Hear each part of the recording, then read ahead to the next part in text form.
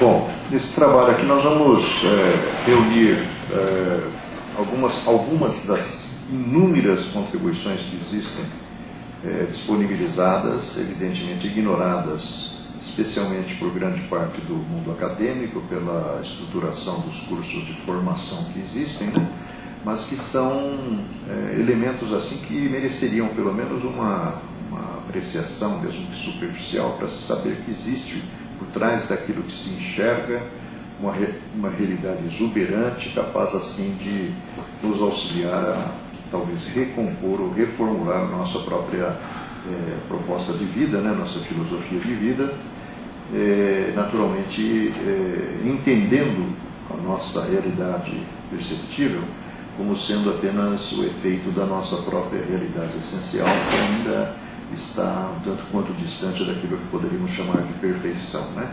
Quando Allan Kardec, no capítulo Lei do Progresso, fala sobre o progresso intelectual e o progresso moral, ele nos dá algumas referências importantes para nós entendermos até esse aparente caos que domina aí no nosso meio, né?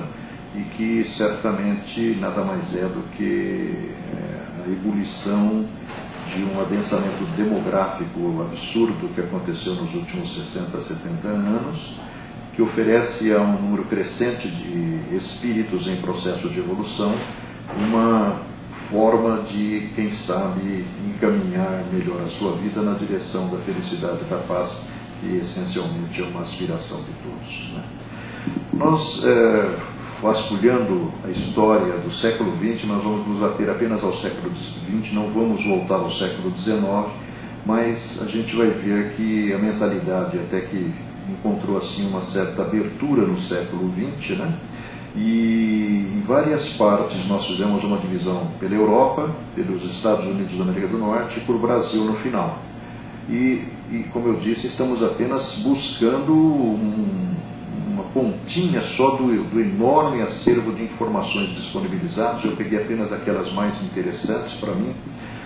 Algumas coisas ficaram para mim bastante evidenciadas. Primeiro, como muito do que está aí a gente já conhecia, mas a gente buscou talvez enriquecer o conteúdo com as contribuições do tal do Wikipedia ou Wikipedia. E a gente vê que realmente aquilo é uma tribuna livre e que existe por trás de quem oferece as suas contribuições, muitas vezes, uma intenção meio simulada, no sentido de desacreditar muito do que foi feito, muito do que aí está. Outra coisa que ficou para mim bastante claro é que aquela percepção que a gente tinha de que, século XIX, quem dominava, principalmente a área da ciência, era a Europa, né? No caso da medicina, parece que a Áustria, depois a França, até certo ponto, tiveram assim um certo brilho, né? E a partir da ascensão da cultura norte-americana no campo do desenvolvimento das ciências, principalmente depois dos anos 40, 50, a gente vai ver que, na realidade, o norte-americano discrimina o europeu, como, por sua vez, o europeu discrimina também o povo do leste, lá da Polônia, da Rússia e daquelas outras regiões, que também fizeram coisas importantes. Outra coisa que ficou bastante claro para mim, até para entender por que Kardec não conseguiu reconhecimento na cultura nórdica, é que o nórdico ele discrimina o latino. Para ele o latino não ser inferior mesmo, né? Como muitas das coisas importantes e interessantes que aconteceram no final do século XIX, do ponto de vista da cultura, aconteceu em Paris, que é latino, ou na França, que é latina, muitas coisas realmente foram desenhadas e desconsideradas, embora tudo que realmente startou ali, desencadeou o processo de evolução da cultura no século XX, principalmente aqui na América do Norte, tenha tido a sua gênese ali na França, né?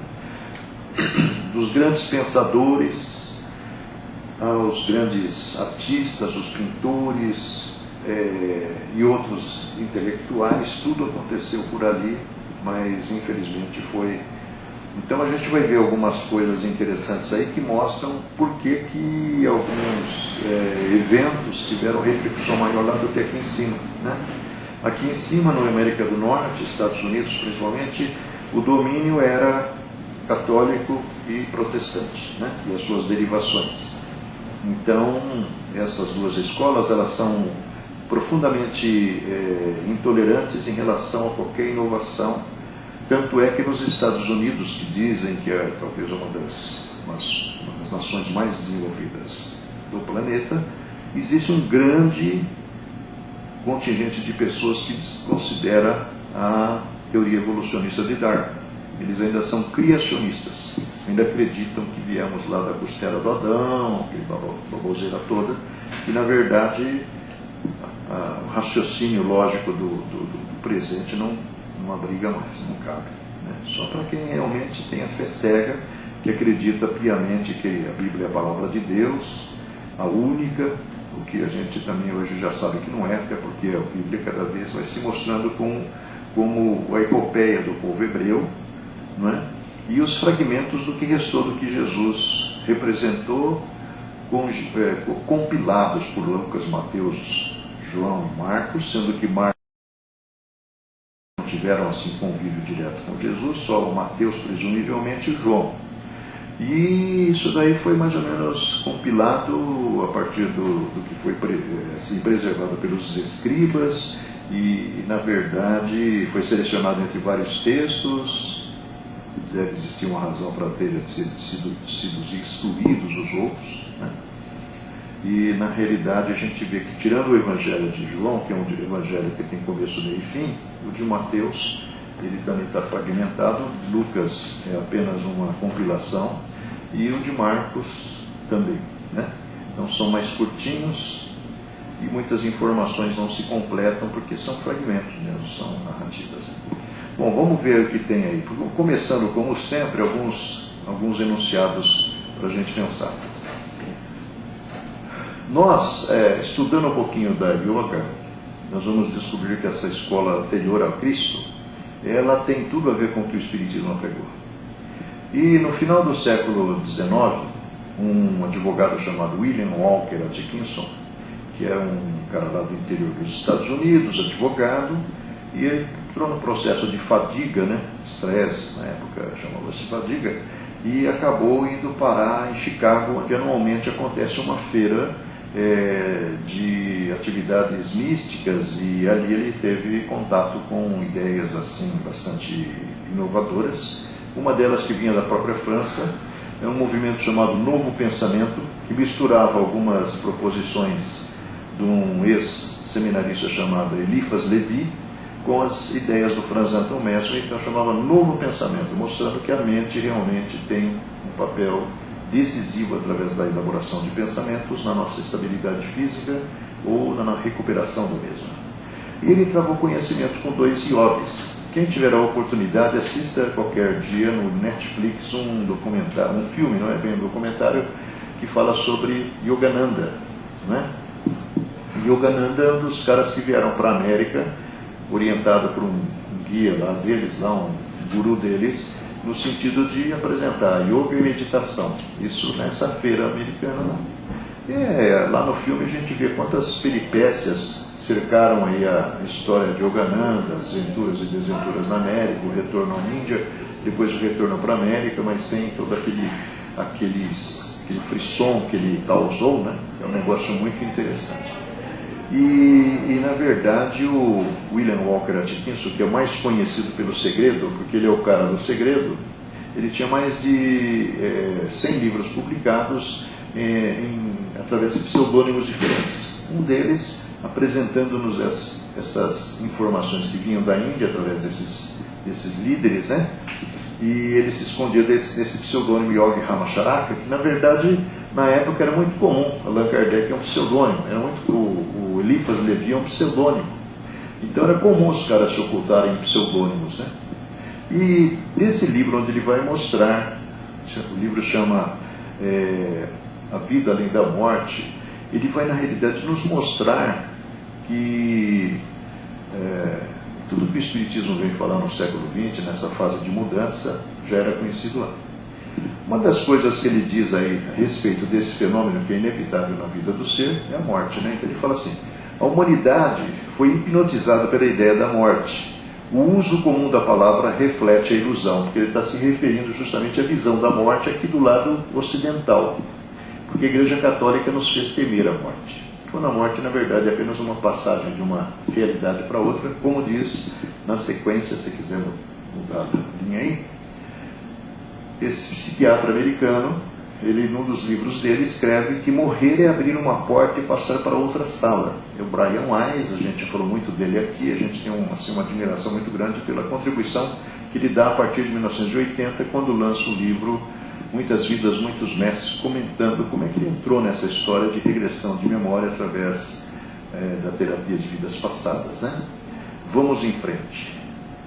O Raymond Moody Jr., que a partir dos anos 70 se torna aí um personagem importantíssimo na pesquisa da sobrevivência, ele, na verdade, nós vamos ver ao longo dessa narrativa que vamos apresentar hoje, por que ele entrou nessa e o que representa o trabalho dele, que ainda hoje está sendo, de uma certa forma, objeto de alguns estudos aqui no Brasil. Em Juiz de Fora tem um ex-aluno aqui da escola, né, parece, que está envolvido com isso dentro de parâmetros e critérios, mas o inspirador de tudo foi esse cidadão que é um médico, psiquiatra também, e ele fala, surpreendentemente, num dos livros, depois de coligir durante décadas informações, ele fala assim: estritamente dentro do contexto da ciência, talvez nunca venha existir uma prova da existência da vida após a morte.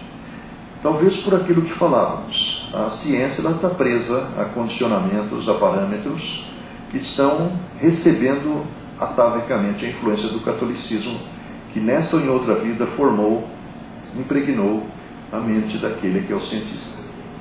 Então, o cientista, a gente vê até aqui na escola, né, ele é católico. Mesmo que ele seja professor e seja envolvido em pesquisas, ele não deixa de ter as suas convicções. Agora, como que o cara consegue isolar a sua característica essencial da preocupação em descobrir? Se, tratando de reencarnação, por exemplo, ele é um cara absolutamente refratário. Ele nem se dá o trabalho de pensar um pouquinho a respeito. Se tratando-se da questão da sobrevivência, que é o que o Raymond Jr. fez, ele também é refratário, ele nem conhece isso aí. E o cara tem livros assim interessantes, como Elizabeth Kübler-Ross tem livros interessantes. Elizabeth Kübler-Ross é contemporânea do Raymond Jr., ele é uma psiquiatra suíça, que veio para os Estados Unidos e começou, é a mãe dos cuidados paliativos. Foi ela que desenvolveu as primeiras considerações sobre essa coisa, que agora está começando a tomar conta de algumas mentes aqui no Brasil, principalmente, né? Vamos em frente. Aí vemos o Kardec. A crença da imortalidade é intuitiva, ou seja, todos nós essencialmente temos uma ideia de que nós vamos viver além da morte, e muito mais generalizada do que a do nada. Entretanto, a maior parte dos que nela creem apresentam-se possuídos de grande amor às coisas terrenas e temerosos da morte. A gente até sabe, estudando o conceito da nossa essência, que, na verdade, o que acontece é que a nossa cultura nos ensina a ser materialistas.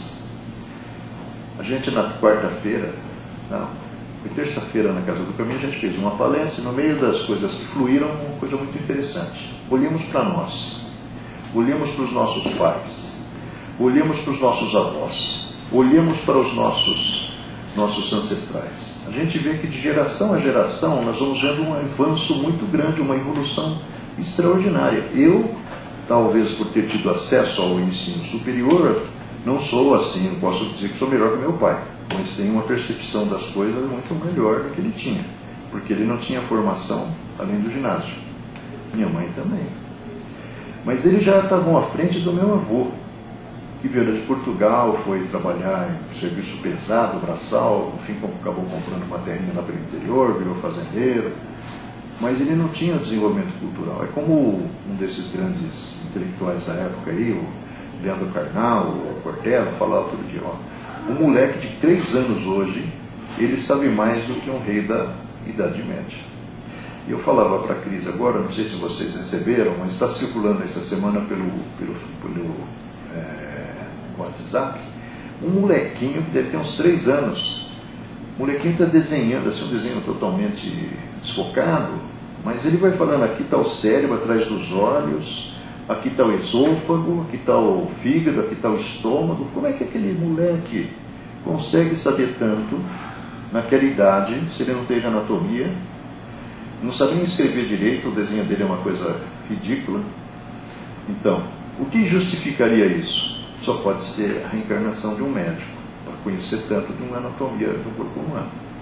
Como ele, deve existir milhões, que a gente nem toma conhecimento. Coincidentemente, esse daí, ele na verdade é o pai dele, sei lá quem, se deu o trabalho de ver aquilo, e é aquilo que eu falei há pouco para a Cris aqui.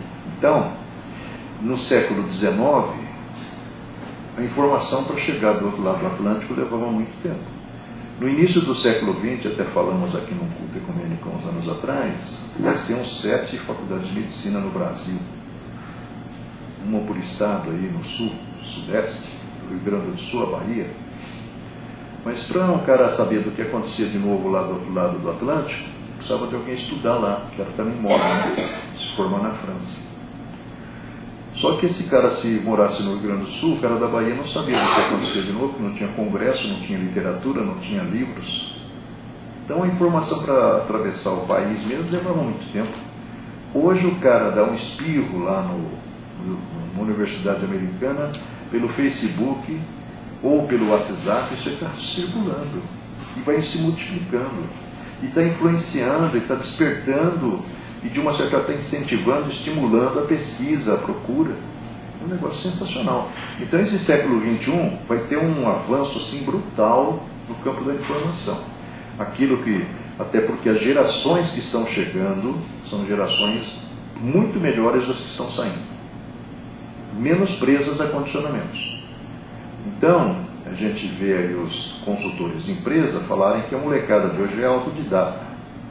Ele não precisa fazer aquela formação que eu tive de aprender a escrever, ler, talvez ele nem precise fazer isso, porque hoje ele tem um elemento na mão lá chamado tablet, telefone celular, que é um computador, e ele, na verdade, entra na informação, não sabe nem escrever, não sabe nem fazer conta, mas ele sabe usar aquilo lá como ninguém, e ele vai ter acesso à informação de uma maneira assim muito mais rápida do que eu tive.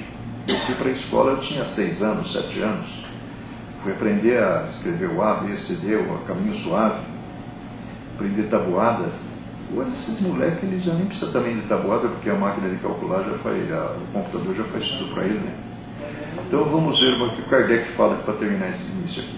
A proporção que o homem compreende melhor a vida futura, no que o Espiritismo tem muita coisa a dizer, o temor da morte diminui. Então, não vai tendo assim aquele peso que talvez tivesse na geração do meu avô, até porque a longevidade também aumentou e muitas coisas melhoraram para nós aqui, né? Preservação da vida. Uma vez esclarecida a missão terrena, que é a evolução espiritual, aguarda-lhe o fim, calma, resignada e serenamente. A certeza da vida futura dá-lhe outro curso às ideias, outro fito ao trabalho. A gente tem visto, foi você que me mostrou uma das vezes que eu vim aqui, a carta de uma menina que está com câncer, filha de uma amiga sua, e é incrível a reação da menina diante do câncer que se apoderou do corpo dela. A lição de espiritualidade, de superioridade, de serenidade diante de um quadro que minha mãe ia ficar só de um... Pra você ter uma ideia, quando eu era moleque, eu ouvia minha mãe falar de pessoas que estavam com câncer, que não eram tantas, ou que eu não sabia tanto, eles tinham medo de falar câncer, eles falam CA. Não é verdade? Hoje o câncer é um resfriado, parece. Eu conheço muitas pessoas que já passaram pelo câncer, vi esses procedimentos que eram tão terríveis, a quimioterapia, a radioterapia. Meu patrão, meu ex-patrão, teve um câncer de garganta aqui, que era uma metástase. Foi bombardeado durante meses. Dizia que quando ele chegava no lugar onde ia ser submetido às terapias agressivas, ele via tanta coisa ruim ali, que ele se sentia feliz de ver que o caso dele nem deixou sequelas, ficou uma cicatriz aqui da cirurgia para extração, e não se descobriu de onde vinha aquilo lá, sabia-se que era uma metástase, e toda a região nasofaríngea foi bombardeada. Ele teve que fazer tratamento dentário, porque destruiu tudo, fez ali naquele hospital do câncer ali na Antônio Prudente, né? E era um homem culto, inteligente, estudioso, foi a fundo, não tinha nem o Google para explicar tudo, mas ele ia atrás do conhecimento, né? Bom, vamos acelerar aqui, senão não sai do lugar hoje. Então nós vamos pegar alguns indicadores do século XX na Europa. Para acontecer isso, eu preciso que os espíritos se manifestassem espontaneamente e, na verdade, levassem aqueles que se envolveram nisso a desenvolver essas obras. O primeiro caso é de 1913, na Inglaterra. Entre os meses de setembro e outubro, foram recebidas pelo processo de escrita automática com inspiração psicográfica, e isso aconteceu através de um representante da igreja anglicana, o vigário de Oxford. E, na verdade, a mulher dele era médium, porque a mediunidade, antes do Kardec aparecer na fotografia, já era de uso comum na Inglaterra, por conta dos celtas. Então, não tinha aquela sistematização oferecida por Kardec de mediunidade de efeitos intelectuais, de efeitos físicos. A classificação que o Kardec fez, que foi ignorada por eles, até porque a ideia de reencarnação para eles não cola por causa dos ranços da Igreja Católica que impregnou a Igreja Anglicana. Então, eles conviviam com o fenômeno, manifestação de gente que morreu. Conan Doyle, o cara do Sherlock Holmes, conversou com o filho, viu o filho materializado, e muitos outros. E aqui no caso o vigário tinha perdido uma filha pequenininha. Entrou numa perturbação, a fé não foi suficientemente forte para transferir a ele o equilíbrio e o conforto. A mulher dele recebeu várias orientações de alguém que se manifestava por ela para que ele um dia colocasse um lapisinho na mão, uma caneta, seja lá o que fosse, e se concentrasse.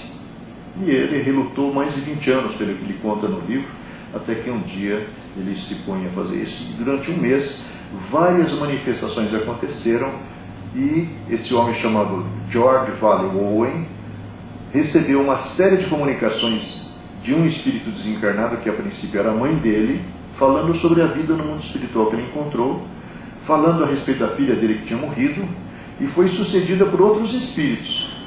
Porque, na verdade, a gente vê que a espiritualidade nos bastidores estava interessada em mostrar que a vida continuava.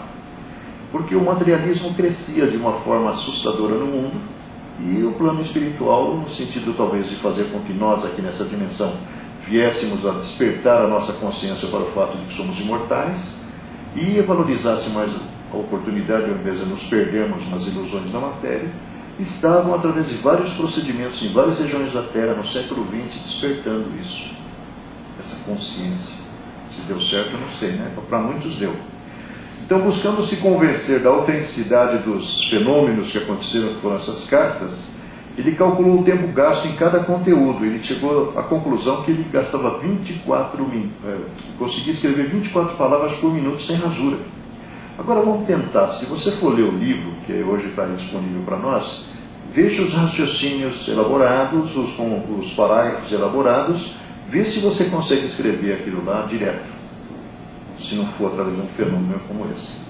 24 palavras por minuto, dando àquele que lê a ideia precisa do que está pretendendo dizer o tal do espírito.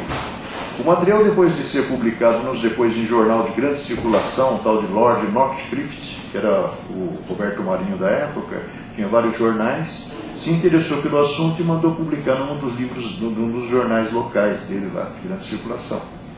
E a partir daí nasceu, depois, enfeixado num livro, intitulado aqui no Brasil A Vida Além do Véu, esse conteúdo que quem tiver interesse pode conhecer, que é um livro que está ainda sendo publicado.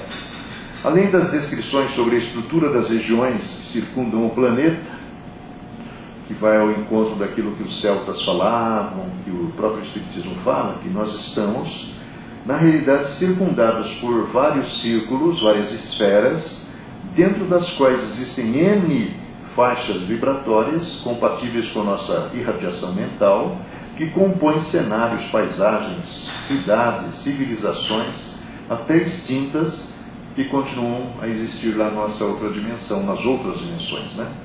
Uma coisa interessante é que até um exemplo de holografia é descrito, isso é 1913. A holografia só foi imaginada em 1930, por algum desses gênios que deve ter ido lá no plano espiritual e visto isso, e foi viabilizada em 1960, quando descobriu-se o laser. Aí você assistiu Guerra nas Estrelas, vê a princesa Leia lá pequenininha, em três dimensões, conversando lá com o personagem do filme, né? Você ouve falar que há 3 anos atrás, o Renato Russo, morto, alguns anos atrás, participou de um show de rock em Brasília, onde ele viveu holograficamente. É um negócio extraordinário, né? Então, nós estamos vendo que esses caras já tinham isso lá naquela região. A descrição é o seguinte: a mãe do Vale Owen é levada por um benfeitor espiritual com um grupo de espíritos grandes que estão conhecendo a colônia espiritual onde estão, e eles vão até um galpão onde são convidados a sentar como um anfiteatro, e o centro todo vazio. De repente a iluminação escurece, começa a azular, e no canto havia um globo, esses globinhos de escola, típico, e ele vem gravitando assim, voejando pelo ar, chega no centro do salão, e aí começa a se expandir, chega a 26 metros aproximadamente de diâmetro, e começa a girar. E quando ele está girando, você está vendo o relevo, está vendo os mares, está vendo as construções, está vendo as cidades, está vendo os veículos. E na verdade o cara que está coordenando a apresentação fala assim: olha, se vocês se fixarem num ponto qualquer, vocês vão na realidade entender o passado e o presente dessa cidade. E realmente isso, ao que tudo indica, acontece ali na descrição. Você olha lá e começa a ver os animais, as pessoas que compartilham isso com a época, evidentemente, né? Muito interessante. A vida além do véu. Mais à frente, entre os anos de 1927 e 1937, aquele cara ali chamado Dr. Frederick Wood, que perdeu um irmão num acidente de trânsito em Londres também. E o que acontece é que, inconformado, ele procura, através das formas conhecidas e disponíveis em Londres, tentar encontrar o irmão, ouvir o irmão, saber o que aconteceu, por que morreu, despaturado tudo. Então ele conhecia bem a fenomenologia, até que ele era professor e doutor em música. Ele tinha uma amiga identificada como Rosemary, mas na verdade o nome real dela depois veio a se saber é Yves Beaumont. Um dia ela comentou com o amigo Frederick: olha, eu sinto uns certos tremores no meu braço. E ele intuiu que aquilo lá devia ser um fenômeno daqueles que ele via nas reuniões mediúnicas que ele assistira.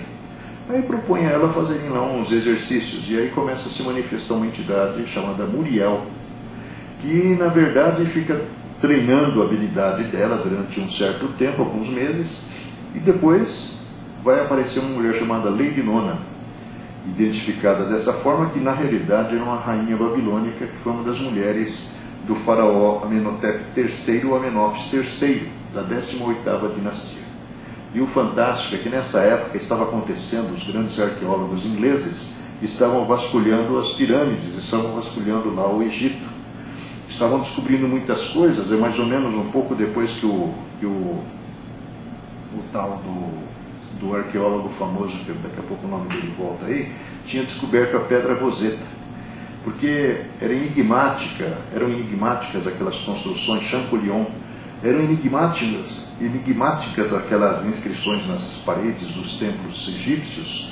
E depois ele descobriu um texto que na verdade representava a chave para a decifração de tudo aquilo lá. Arqueólogos que leram as descrições da Telica, ou da Ventiu, que é o nome dela da época, disseram que na verdade muito do que estava sendo dito, porque ela vai falar sobre tudo isso aqui, a origem do Egito, a divisão social, os costumes, a administração política, pública, guerras, agricultura, indústria, comércio, navegação, religião, ciências e artes, filosofia, língua escrita, literatura, entre outros aspectos, muitos dos quais à época ainda não conhecidos.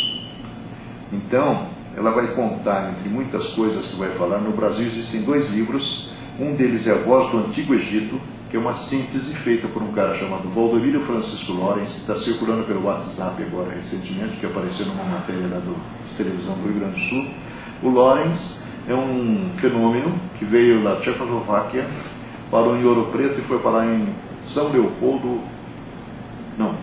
Feliciano, ou Dom Feliciano, que é uma cidade lá do Rio Grande do Sul. Ali, na época, surpreendentemente, estamos falando do final do século XIX, começo do século XX, os idiomas dominantes eram alemão e italiano. Não se falava português, não existiam escolas. Ele vai virar professor. Esse homem autodidata, não existiam faculdades, não existiam outros meios de formação, ele conheceu mais de 100 idiomas, inclusive o sânscrito. No documentáriozinho que fizeram lá na televisão, por talvez desconhecerem, não sabem que ele, na verdade, foi o maior tradutor do Círculo Esotérico do Pensamento. A primeira tradução do Bhagavad Gita foi ele que fez, de grandes obras. dos esoteristas foi ele que fez as traduções. Poucas pessoas sabem, mas dos 20 casos sugestivos de reencarnação do Ian Stevenson, 2 casos são filhos dele. Muito interessante. O Ian Stevenson, não vou falar dele daqui a pouco aí. Mas no documentário o pessoal não sabe, só sabe que ele foi homenageado pela ONU, porque ele, na verdade, conhecia muitas línguas, inclusive de civilizações desaparecidas, autodidata. E ele, na realidade, fez uma síntese desse livro, A Voz do Antigo Egito, é o título que ele deu ao livro.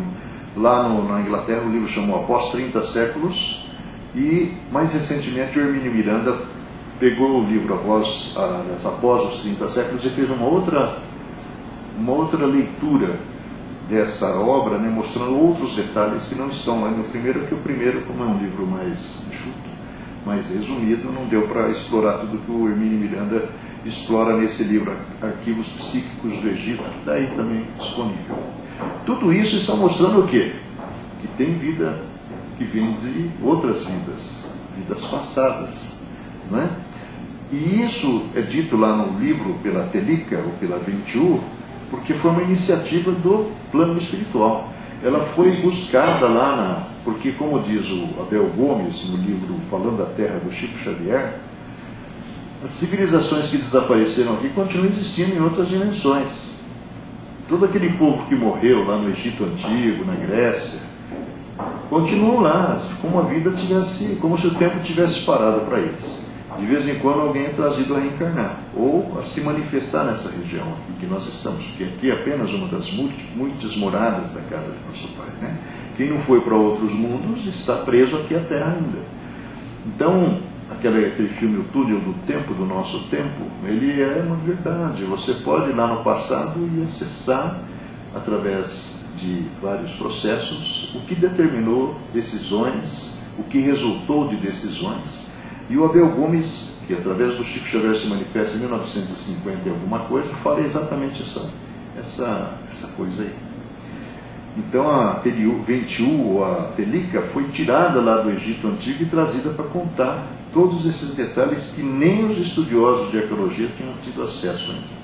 Se tiverem oportunidade, leiam um livro que tem muita coisa interessante.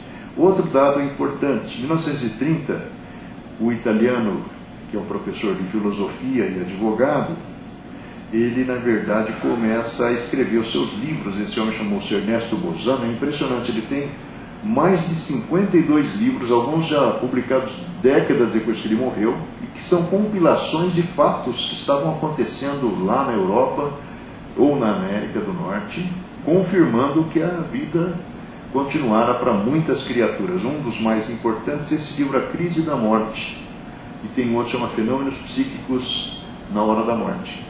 Mas todos eles tratam desse assunto. Mas o Bozano, se não fosse a Federação Espírita Brasileira, já tinha morrido há muito tempo, né? Morrido, porque ele morreu em 1943, mas a ideia e a contribuição dele teria morrido.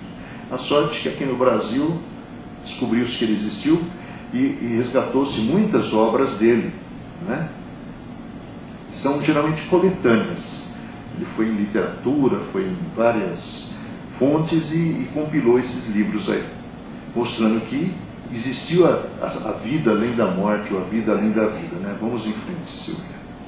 Ele deixou um legado de valor inestimável na pesquisa e análise dessas ocorrências relacionadas à morte. Vamos em frente. Em 1959, ainda na Europa, esse tal de Friedrich Jürgenson, que era um artista plástico e cineasta, sexta-feira à tarde vai para a casa de campo dele com a esposa e vai lá. Ele tinha mania de ficar gravando o canto dos pássaros, colocou para gravar lá o equipamento. Quando ele foi ouvir, tinha uma voz por trás do canto dos pássaros da fita virgem. E ao ouvir e ampliar o som, ele descobriu que era, na verdade, a voz da mãe dele, que tinha morrido. Transmitido ele uma mensagem. E aí ele vai fazer uma série de pesquisas que vai, na realidade, ser publicada num livro chamado Telefone para o Além, e que vai despertar a curiosidade de vários engenheiros eletrônicos, técnicos em som da Europa, inclusive a Telefunken, que vai construir equipamentos à prova de qualquer tipo de fraude para verificar se realmente essas vozes eram reais. Isso vai arrastar-se ao longo do final do século XX, que no Brasil nós temos alguns personagens importantes, como a Sônia Rinaldi, que vai fazer pesquisas nessa área, e mais alguns outros aqui de Campinas, ligados ao Unicamp, e vão obter uma quantidade enorme de gravações. Na Europa evoluiu, eles foram na direção da gravação de imagens, porque na verdade no final do século XIX passou pela Terra um gênio chamado Thomas Alva Edison, que na verdade sonhava com a possibilidade de construir equipamento para obter informações a respeito da vida além da vida. Ele morreu antes de conseguir esse feito, mas muitos desses engenheiros eletrônicos e técnicos descobriram isso e partiram além daquilo que ele fez. Chegou-se a gravar inclusive imagens. Existem algumas imagens de mar do plano espiritual. Existe uma imagem da Romy Schneider, que é uma atriz alemã que morreu na França de depressão, porque um filho dela, um dia tentando pular uma grade lá que tinha aquelas lanças, acabou se espetando ali e acabou morrendo.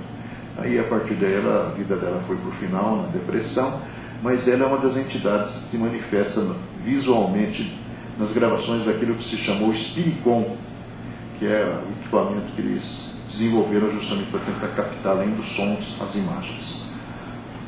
Em 1971, isso é muito interessante, e aí a gente vai encontrando. Eu tenho o livro autobiográfico da mulher, e o livro autobiográfico tem vários pareceres de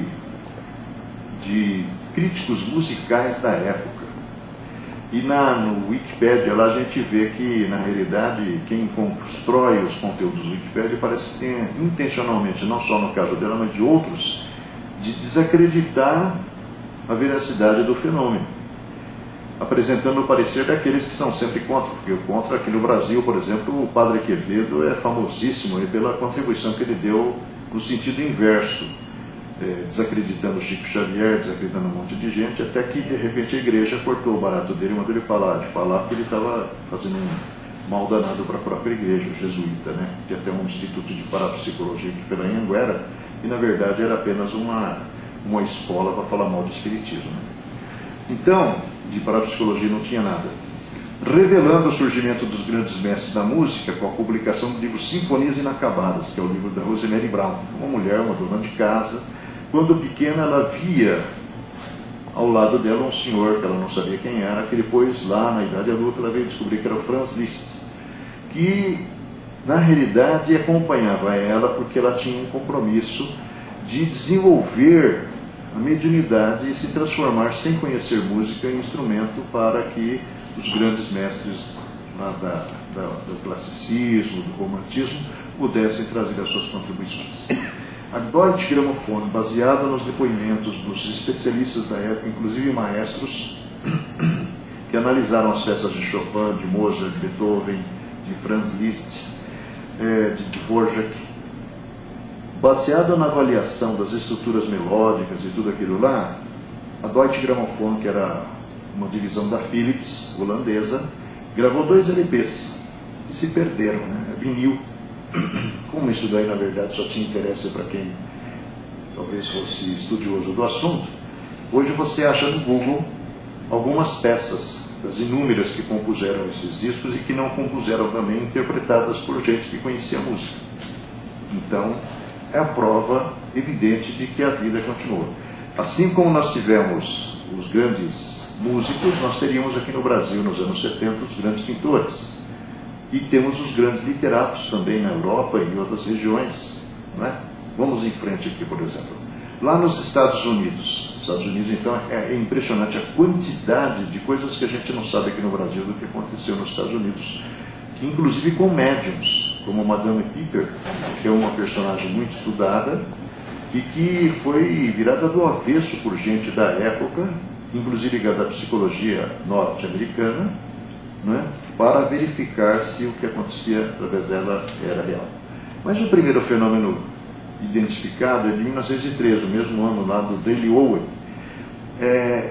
Duas amigas, a Pure Lenore Curran e a Emily Grant, um dia estavam brincando com a tábua de Ouija. A tábua de Ouija é aquela tábua de madeira que tem um abecedário, tem uns números, que é mais ou menos parecido com o Urim, que é lá dos hebreus, e na verdade você coloca a pontinha do dedo na tábua, outra pessoa coloca ali, e os espíritos vão mostrando as letras que vão compor palavras, que vão compor frases, que vão compor muitas vezes textos. E é interessante que o que acontece é que um dia nessa brincadeira manifesta-se essa entidade que chama de Paciência Word, que na verdade vai se manifestar dentro de um inglês arcaico, que não era do conhecimento daquelas mulheres ali, que eram pessoas inclusive da sociedade lá da cidade onde elas viviam.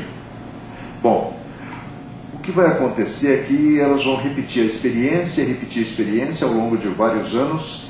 Elas tinham composto 4.375 páginas e seguidas por esse processo, cada vez mais rápido.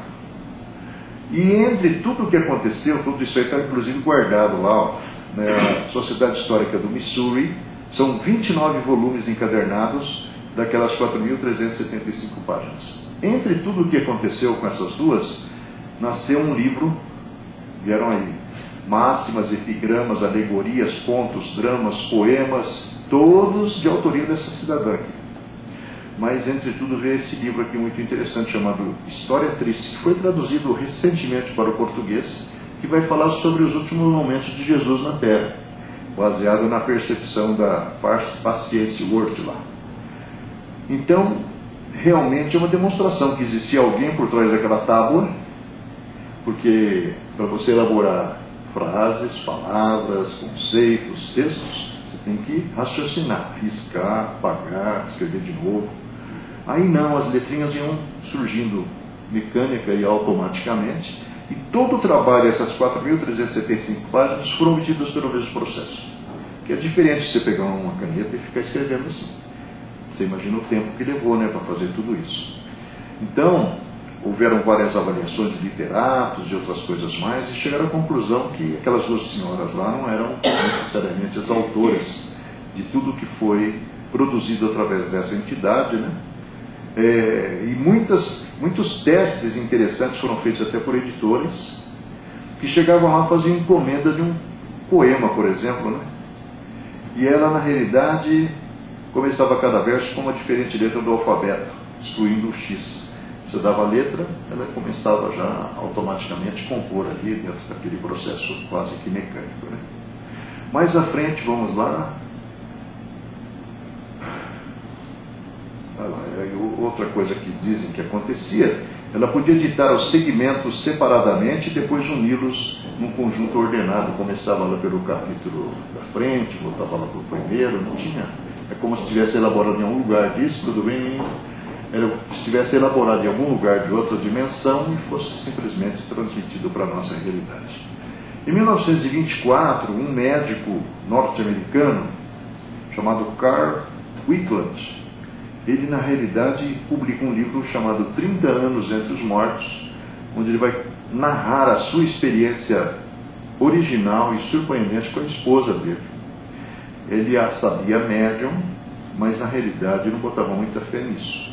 Até que um dia, voltando do seu trabalho, pode passar, ele na verdade viu a mulher estar num estado alterado de consciência, uma espécie de transe, e dá bronca nele, dizendo para ele assim: que história é essa de me cortar?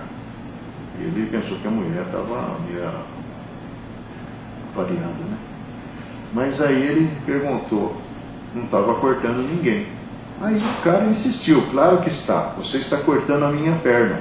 Aí ele lembrou que ele estava fazendo justamente a dissecação da perna de um cara de 60 anos que tinha morrido e que tomou conta da mulher dele ali. Esse foi o ponto de partida para uma sucessão incrível de experiências que ele relata naquele livro e que, na verdade, vai mostrar que existia não só aquela entidade que estava sendo dissecada por ele naquele dia, porque o diálogo vai mais além, o livro vai contar outros detalhes, mas ao longo dos anos, porque ele depois se propôs justamente a fazer uns estudos a respeito desse tipo de manifestação que ocorria pela mulher dele.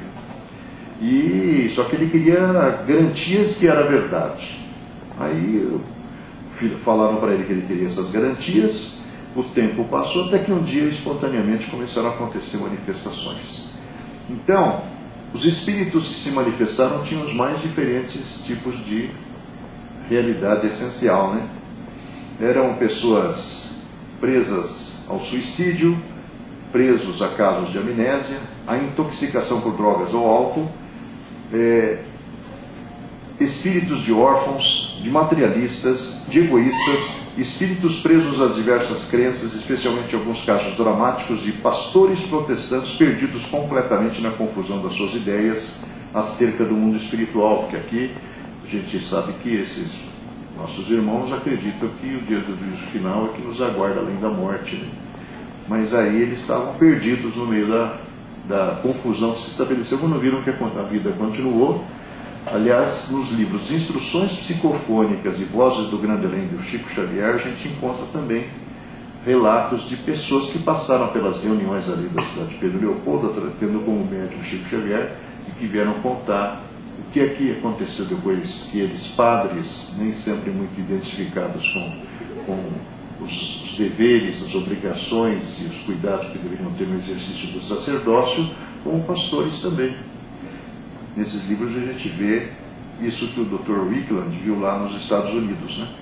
Então ele concluiu que a humanidade está envolvida por uma influência de pensamento de milhares de seres desencarnados, que é o que o Espiritismo fala. É que o Paulo de Tarso tinha falado da nuvem de testemunhas que nos cercam. E o Espiritismo está falando que, na realidade, a nossa realidade aqui, visível, perceptível, nesse momento sofre uma influência brutal da população do mundo espiritual, convulsionada como aquela que aqui está, por conta dessa transição planetária. Está no livro A Gênese, isso aí no capítulo 18. Vamos em frente. Ainda nos Estados Unidos. 1930, esse biólogo aí, botânico, ele na verdade, que morreu em 1980, vai começar a desenvolver uma escola americana chamada parapsicologia. Aí a gente vê que lá na França, na virada do século XIX para o século XX, um fisiologista que foi prêmio Nobel de Fisiologia chamado Charles Richet, passou por cima do que o kardecismo tinha proposto, que o Kardec tinha proposto na classificação de mediunidade de efeitos físicos, de efeitos intelectuais, e criou a tal da metapsíquica. Aí veio o americano, ignorou o que o latino francês tinha feito e criou a parapsicologia, dividindo também os fenômenos em psicapa e psiteta. E aí ele vai começar a estudar. Uma das áreas em que ele se fixou, porque a escola que ele criou, que não foi reconhecida inclusive pela ciência, ela na verdade vai se ocupar dessa temática aqui: telepatia, pré-cognição, retrocognição, clarividência, que é a matéria-prima do espiritismo, que é a matéria-prima da metapsíquica, que ele simplesmente ignorou. Uma outra coisa que vai acontecer é que ele também perseguiu a ideia da sobrevivência. E ele, na realidade, se dedicou durante muito tempo à confirmação se era possível sair alguma coisa desse corpo através do qual nós nos manifestamos nas experiências que a gente chamaria de desdobramento. E ele tinha um aluno lá da própria escola, da própria Universidade de Duke, que era um cara onde essas coisas aconteciam espontaneamente. Agora, aqui no final do século XX, a gente ouviu falar no Valdo Vieira, médico, médium, que criou a projeciologia no Brasil, né? E a gente conhece o Wagner Borges, aqui da Gomes Nogueira, no Ipiranga, em São Paulo, que é um cara onde espontaneamente essa fenomenologia acontece desde os 14 anos, e escreveu mais de 10 títulos sobre o assunto. Bom, então a gente vai ver que é mais do mesmo, né? O Kardec chamou matéria-prima de médium. O Heine vai chamar de paranormal e o Richet francês vai chamar de sensitivo. Na verdade é tudo a mesma coisa, mais do mesmo, estudando as mesmas matérias, sendo que o Heine na realidade morre e essa parapsicologia vai para o túmulo com ele, porque hoje, século XXI, nem os resultados daquilo que ele obteve provavelmente estejam sendo utilizados. Parte daquilo que ele conseguiu apreender, o Miguel Nicoleles brasileiro utiliza e utilizou na constituição do exoesqueleto, que é aquele equipamento que faz com que um lesado medular consiga ficar em pé e se movimentar, que ficou de ser apresentado lá na abertura da Copa do Mundo, mas a Globo preferiu dar espaço para o ônibus que ia trazer naquele bando de perna de pau lá, que depois perderam de 7 outros alemães, e ignoraram lá o fenômeno que ia ser mostrado para o mundo, porque afinal de contas era um brasileiro. Era mais importante os que estavam com a medula inteira do que o lesado medular, que ficou num cantinho lá e um quadrinho foi apresentado, né? Mas ele é um cara que está usando o quê? a telepatia, a captação de ondas cerebrais, nervosas, as ondas elétricas do nosso cérebro, para fazer com que isso consiga fazer funcionar um equipamento sobreposto ao seu corpo, que implica numa série de desenvolvimentos extraordinários na matéria-prima com que aquilo lá é elaborado, porque não pode ser uma coisa muito pesada. Então, aços e ligas e outras coisas paralelamente estão sendo desenvolvidas para que isso seja uma coisa muito leve, né? Mais leve que um escafandro, provavelmente, né? Que está preso ao chumbo, que mantém você no fundo do mar, né? Em 1940 foram reveladas as pesquisas desse Carles Rossis. Esse cara é um lituano, formado em psicologia lá na Europa, que na verdade passou pela Inglaterra, veio parar nos Estados Unidos, não conseguiu reconhecimento, foi trabalhar num aviário, produção de aves, até que ele começou a fazer pesquisas, porque ele diz que o frango, principalmente a ave, ela tem uma predisposição natural para ser controlada pela mente do ser humano. Então ele acabou divulgando isso numa revista científica, o Heine descobriu isso e acabou chamando ele para fazer parte lá da escola de parapsicologia. Acontece que ele, por sua vez, resolveu pioneiramente, muito tempo antes do Raymond de Moody Jr., que falou aqui lá no começo da nossa apresentação, começou a pesquisar a questão da experiência de quase morte, que é o título, a expressão que o Raymond de Moody Jr. vai criar mais à frente. E ele e aquele Elundur Haraldsson, que é um professor lá da Universidade da Islândia, mandaram mais de 50 mil questionários para médicos dos Estados Unidos e da Índia que eventualmente vivenciassem a experiência do paciente comatoso, o paciente que estava para morrer, ou que morreu, que voltou para contar alguma coisa. Dos 50 mil, 10 mil foram devolvidos, tabulados, e ele chegou a algumas conclusões importantes, né? Por exemplo, nessas memórias desses caras que morreram, há um componente muito importante que é justamente a formação religiosa. Então essa história do cara ver um túnel, um ser iluminado, que ele acha que é Deus, isso está muito preso àquilo que ele aprendeu sobre a morte de acordo com a religião que ele escolheu. Deus é impossível que esteja lá na frente dele, na verdade é um espírito, talvez. A revisão dos familiares, por exemplo. Então, ele chegou a muitas conclusões muito tempo antes do Raymond Jr. se ocupar desse assunto e compor o livro Vida Depois da Vida, que é um livro muito famoso, foi um best-seller nos anos 70, sobre o qual nós vamos falar daqui a pouquinho. Outras evidências, vamos passar para frente. Em 66 aparece esse outro cara na fotografia aí, chamado Ian Stevenson, também médico, psiquiatra. Durante décadas foi diretor do Departamento de Psiquiatria da Faculdade de Medicina da Universidade da Virgínia. E embora não fosse o objetivo principal estudar a morte, ele indiretamente chegou a ela. Porque na realidade ele, quando começou a pesquisar no mundo, ao final da vida tinha mais de 2.300 casos apurados no mundo, de crianças invariavelmente de 2 a 5 anos, que na verdade de repente começaram a falar de uma vida passada. E a partir de um critério que ele estabeleceu, tentando evitar naturalmente desvirtuamento, deturpação, ele conseguiu confirmar que aquelas crianças estavam sendo verdadeiras. Isso começa a desaparecer quando ela vai entrando na vida escolar e vai se distanciando dessa fase. Os estudiosos do assunto, verdadeiramente interessados, na verdade, como ele, como Hemendras Banerjee, lá da Índia, que é professor universitário, o engenheiro Hernani Guimarães Andrade, que viveu aqui na Vila Mariana, eles afirmam que o período que eles chamam de intermissão, ou seja, o intervalo curto entre uma vida e outra, é que determinava essa permanência na consciência ainda dos dados referentes à vida passada, como nomes, locais, personagens, forma de morrer. E, como eu disse, embora não fosse o forma de morrer o objetivo principal, ele fez algumas constatações interessantes, se quiser passar ali à frente. Quando surge a coisa entre 2 e 5 anos, desaparece entre 5 e 8, pode passar.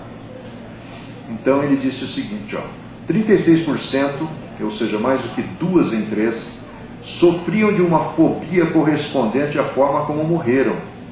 Se uma criança foi morta por um caminhão, por exemplo, ela pode ter medo de veículos grandes ou de caminhões. Se a criança se afogou no passado, pode ter medo de água ou até de tomar banho. Esse dado é um dado interessante, porque é um dado de 1966.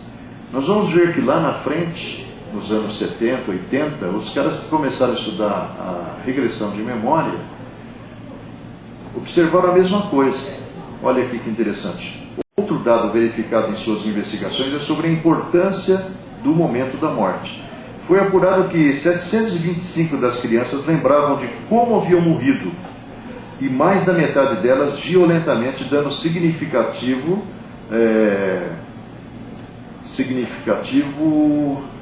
quando comparado, aliás, é um dado significativo quando comparado ao fato de que muito poucas crianças nesses casos sequer lembravam dos seus antigos nomes, mas elas tinham lembrança de como é que tinham morrido. E o Stevenson vai enunciar esse conceito aí. Parece razoável supor que a intensidade de uma experiência tal como uma morte violenta possa ser, de alguma forma, reforçar ou fixar lembranças do modo que fiquem melhor preservadas na consciência. Mais à frente um pouquinho nós vamos começar a ver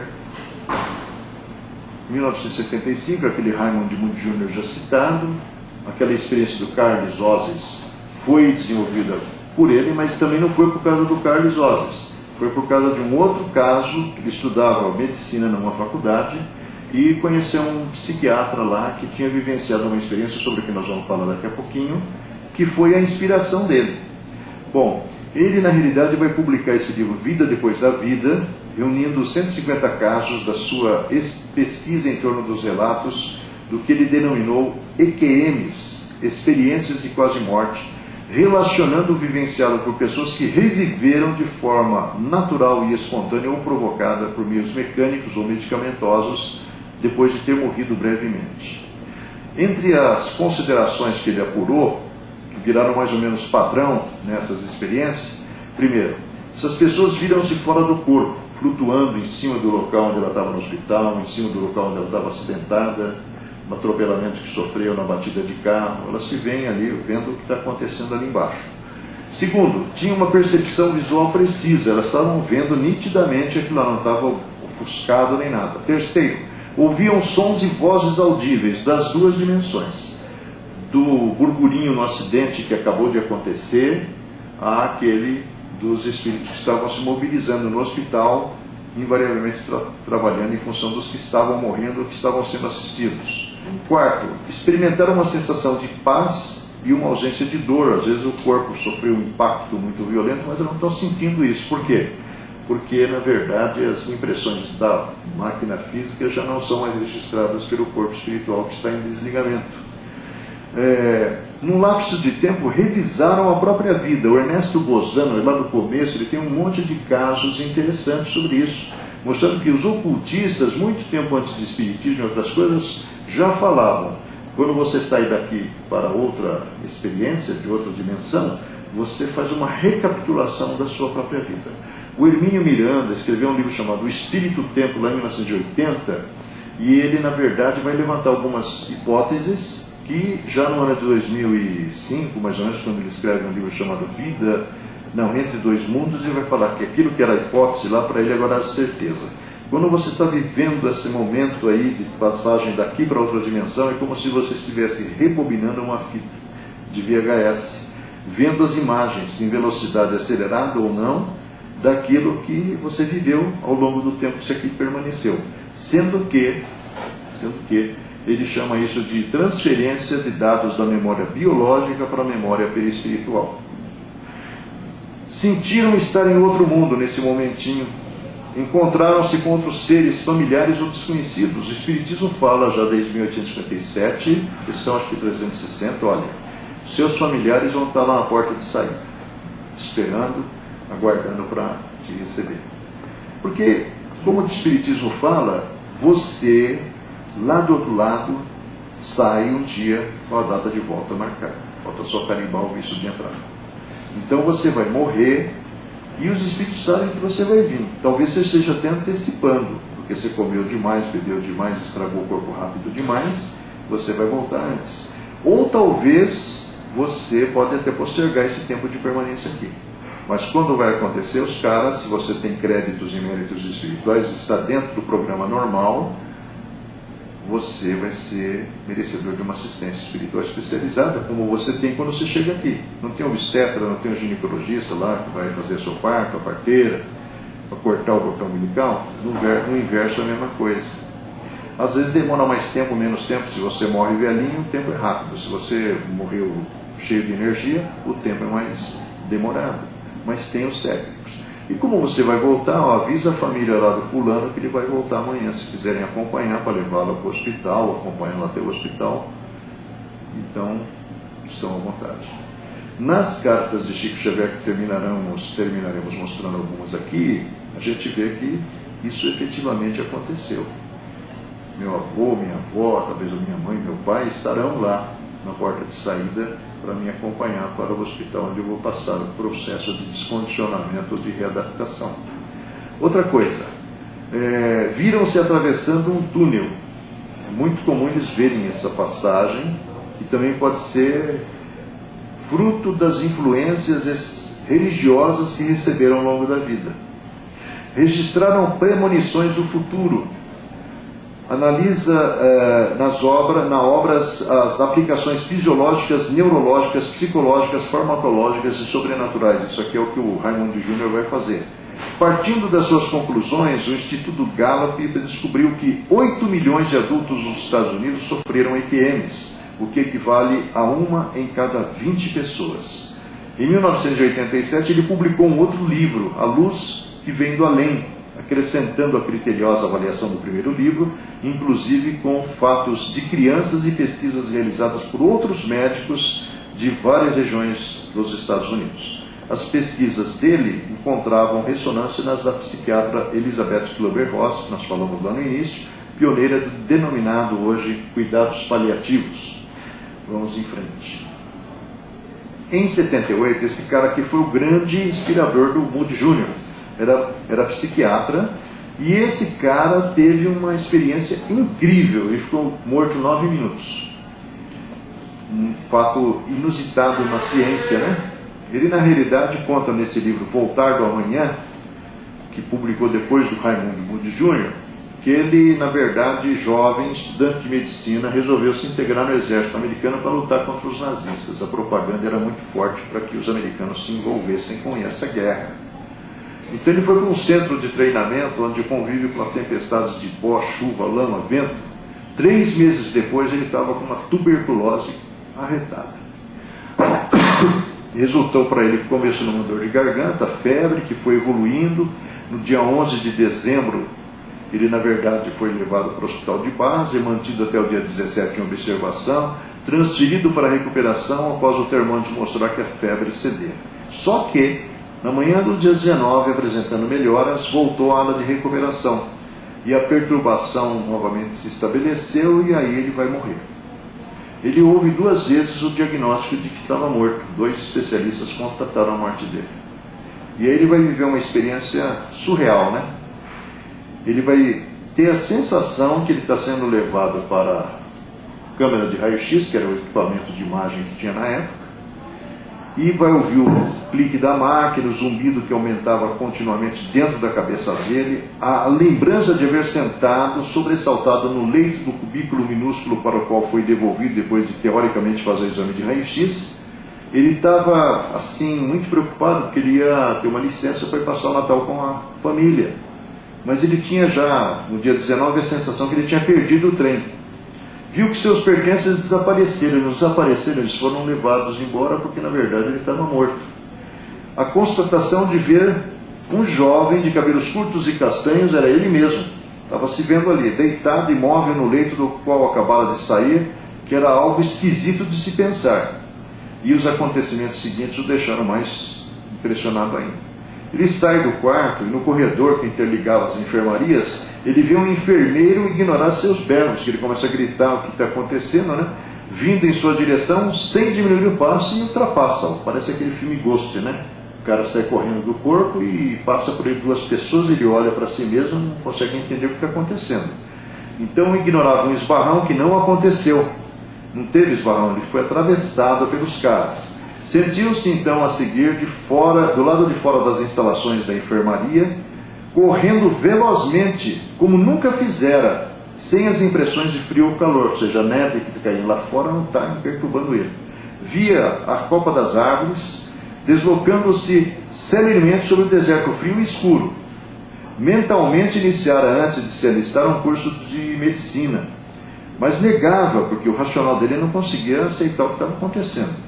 Ele visualizou uma cidade, atravessando sob ela, no efeito relâmpago, um rio extremamente largo abaixo de si, a sensação de estar suspenso a mais ou menos uns 15 metros de altura, a tentativa frustrada de pegar a maçaneta da porta, como se tocasse em algo rarefeito, de um bar em cidade desconhecida em que se viu parar, como se tocasse em algo rarefeito, né? A incredulidade, a volta ao hospital, refazendo o trajeto anterior, ao pensar no rapaz que vira sobre sei lá o que lá, a identificação dos ambientes bem conhecidos desde 10 dias antes, que é justamente o campo de treinamento, a busca aflita pela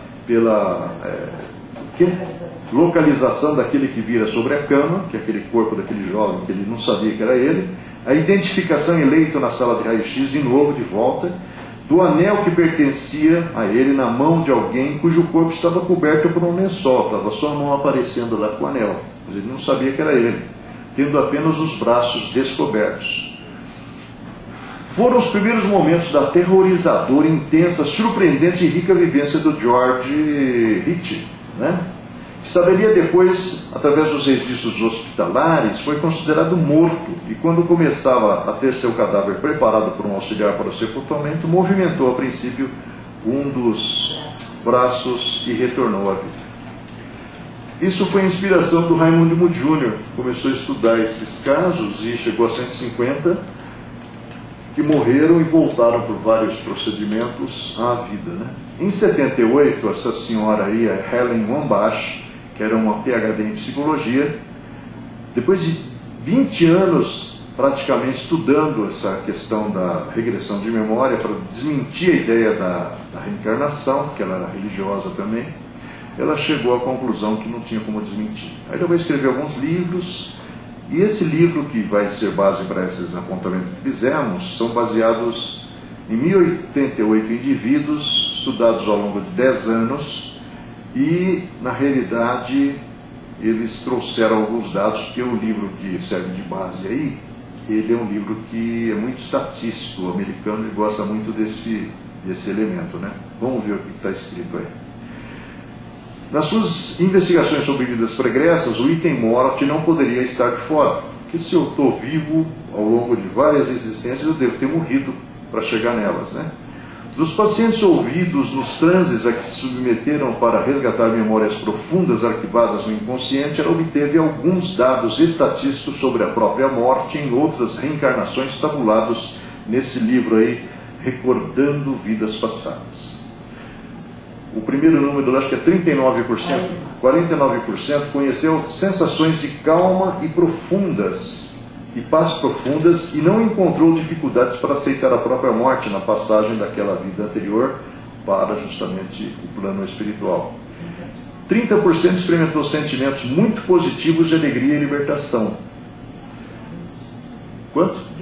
20% em média viram seu corpo depois de haver morrido e flutuaram acima dele, enquanto observavam a atividade que lhe ocorria em torno, que é mais ou menos o que foi descrito ali há pouco, do Raimundo Jr., né? 10% afirmou ter se sentido transtornados ou ter experimentado emoções de tristeza por ocasião da morte, em virtude do tipo de morte ou das pessoas que deixavam para trás, familiares e tal, surpreendendo-se ao ver-se fora de seus corpos, relatando mesmo assim manter contato com seus entes amados, que é uma coisa que o Espiritismo, inclusive, considera como absolutamente real, né? E 25% descreveu um breve período de escuridão seguido de luz. Mais à frente vamos ver aqui o que temos. Em 1980, o psiquiatra Brian Weiss aparece na fotografia aí, né? E era uma coisa que ele não aprendeu na faculdade, mas ele tropeçou nas experiências com uma paciente chamada Catherine, lá do hospital que ele era responsável da área de psiquiatria. E aí vai começar uma aventura que, ao longo de 20 anos, revelou muitas coisas interessantes, né? Lá nesse livro, A Cura através da Terapia de Vidas Passadas, 16 anos depois, ele vai comentar que morrer é como atravessar a porta de um cômodo para outro. Por sinal, como escreveu o pesquisador Hernani Guimarães Andrade, entre as numerosas formas de evidência de apoio à hipótese da sobrevivência da personalidade após a morte física, sem dúvida, a reencarnação, sugerida pelo resgate de memórias de vidas pregressas, ocupa um dos primeiros lugares. Os livros dele são repletos de exemplos de vidas sucessivas e vários casos de pacientes que contaram um pouquinho das suas experiências. Essa mulher aí, Edith Fiore, é um caso também interessante. Ela foi usar a tal da regressão de memória para tentar auxiliar seus pacientes, e o que ela vai constatar é o seguinte: eles estavam, muitos desses pacientes, sobre o efeito de entidades mortas, que para nós aqui espíritas chamamos de processos obsessivos. E ela vai desenvolver toda uma teorização, porque lá na literatura americana não tinha nada disponível. Então ela vai chamar isso de possessão espiritual. E aí nós vamos descrever um pouquinho do que é o procedimento dela, depois na hora que o material estiver editado e disponibilizado, né, a gente pode ler tudo, porque são vários detalhes interessantes que ela vai mostrar. E na realidade ela teve aqui no Brasil, acho que já nos anos 90, participando aqui no Transamérica de um grande evento envolvendo essas questões de vidas passadas, e ela foi levada a conhecer o trabalho de desobsessão da Federação Espírita de São Paulo. E ela se surpreendeu, porque o que ela fazia lá, empiricamente, a partir das observações e dos desenvolvimentos, aqui acontecia em grande quantidade, em volume, né, de pessoas, de uma vez só, que é o trabalho de desobsessão à moda praticada nas casas espíritas, né? Ela, na realidade, obteve algumas informações interessantes conversando com esses espíritos. Olha aí, alguns estavam tão convencidos durante a própria existência que não existia nada depois, que para eles foi muito difícil aceitar que eles estavam mesmo mortos, não é? Mais à frente ela vai dizer o seguinte: alguns se achavam num estado tão profundo de confusão ao morrer que simplesmente não perceberam esse fato, especialmente os suicidas, também aquilo que o Espiritismo já fala há tanto tempo. Era comum a confusão entre pessoas que experimentavam morte súbita e inesperada, alguns deixando-se ficar onde haviam morrido durante horas, meses e, em alguns casos, até anos. Morrem lá em casa, fica lá mesmo. Não percebeu que está já desligado do corpo físico, né? Outros confessaram se sentir tão envergonhados dos seus atos anteriores, que é o complexo de culpa, arrependimento, remorso, que toma conta das pessoas que deixaram dentro da própria casa marcas extremamente negativas na memória de filhos, esposas, maridos e assim por diante, né? Não queriam ver os espíritos de entes queridos, aqueles que já tinham morrido também, especialmente os educados num ambiente muito religioso que os deixava aterrorizados com a expectativa de ir para o inferno. Existiam desesperadamente aos auxiliares que se faziam presentes na ocasião da morte. Esses auxiliares são aqueles que são designados pelo plano espiritual para ir buscar o negro que vai morrer, né? Então eles nem queriam ser atendidos, assistidos. Tinham medo de ser levado lá para o inferno, né? O apego obsessivo aos vivos era outra razão pela qual algumas entidades permaneciam presos à Terra. Quer dizer, não é um espírita que está falando, é uma psiquiatra, psicóloga, né, americana, que na verdade está constatando a evidência da sobrevivência. Então, você vê aí, se você conhece um pouquinho das práticas espíritas, você vai ver que tudo que ela está falando, que ela observou, é o que as casas espíritas observam também no atendimento àqueles que vão procurar lá, né? Apego obsessivo aos vivos. A criatura é muito apegada à filha, muito apegada ao pai, muito apegada à mãe, e tem medo de separar, né? não quer largar.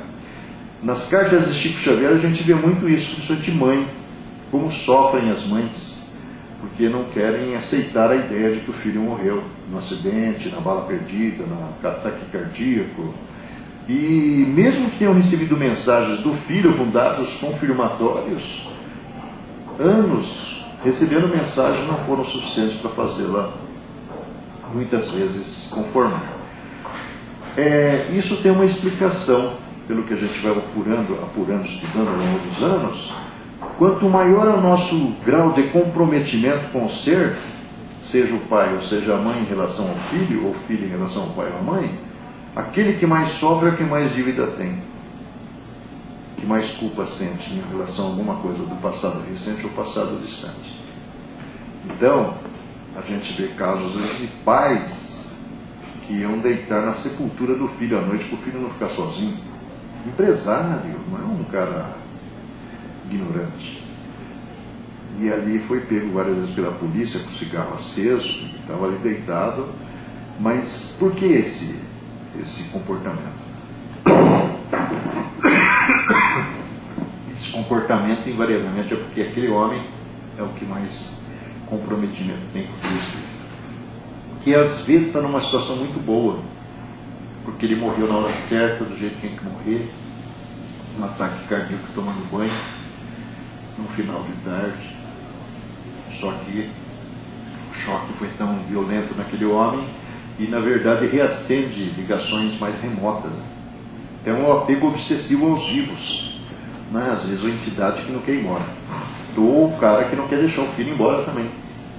Vamos em frente. Casos foram registrados de pessoas possuídas por várias entidades, no caso dos pacientes dela. E ela viu tudo isso aqui, ó, os quadros que marcavam as personalidades que se manifestavam.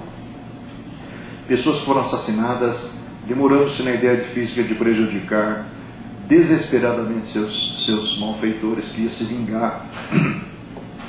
Ela conclui que um dos laços mais fortes que prende os espíritos ao mundo físico é a propensão para o álcool, as dependências, porque a dependência não é física, toda dependência é espiritual. Então, se eu sou dependente em droga, eu vou continuar tendo necessidade no plano espiritual. Dependente de álcool, dependente do que quer que seja, eu continuo sendo atormentado por aquele hábito que eu desenvolvi de uma forma. Volta um pouquinho, por favor. Ela vai falar ali. Então, sexo, fumo, até comida. Estando dependente tão cego à própria partida, que se preocupa apenas em satisfazer sua compulsão. Então, as cracolândias da vida deve ter uma quantidade enorme de gente ali, usando aqueles infelizes nas dependências que tem, os infelizes, né? Para que esse desencarnado consiga muitas vezes ter acesso lá aos resíduos que estão no chão e tudo mais, né? Vamos em frente.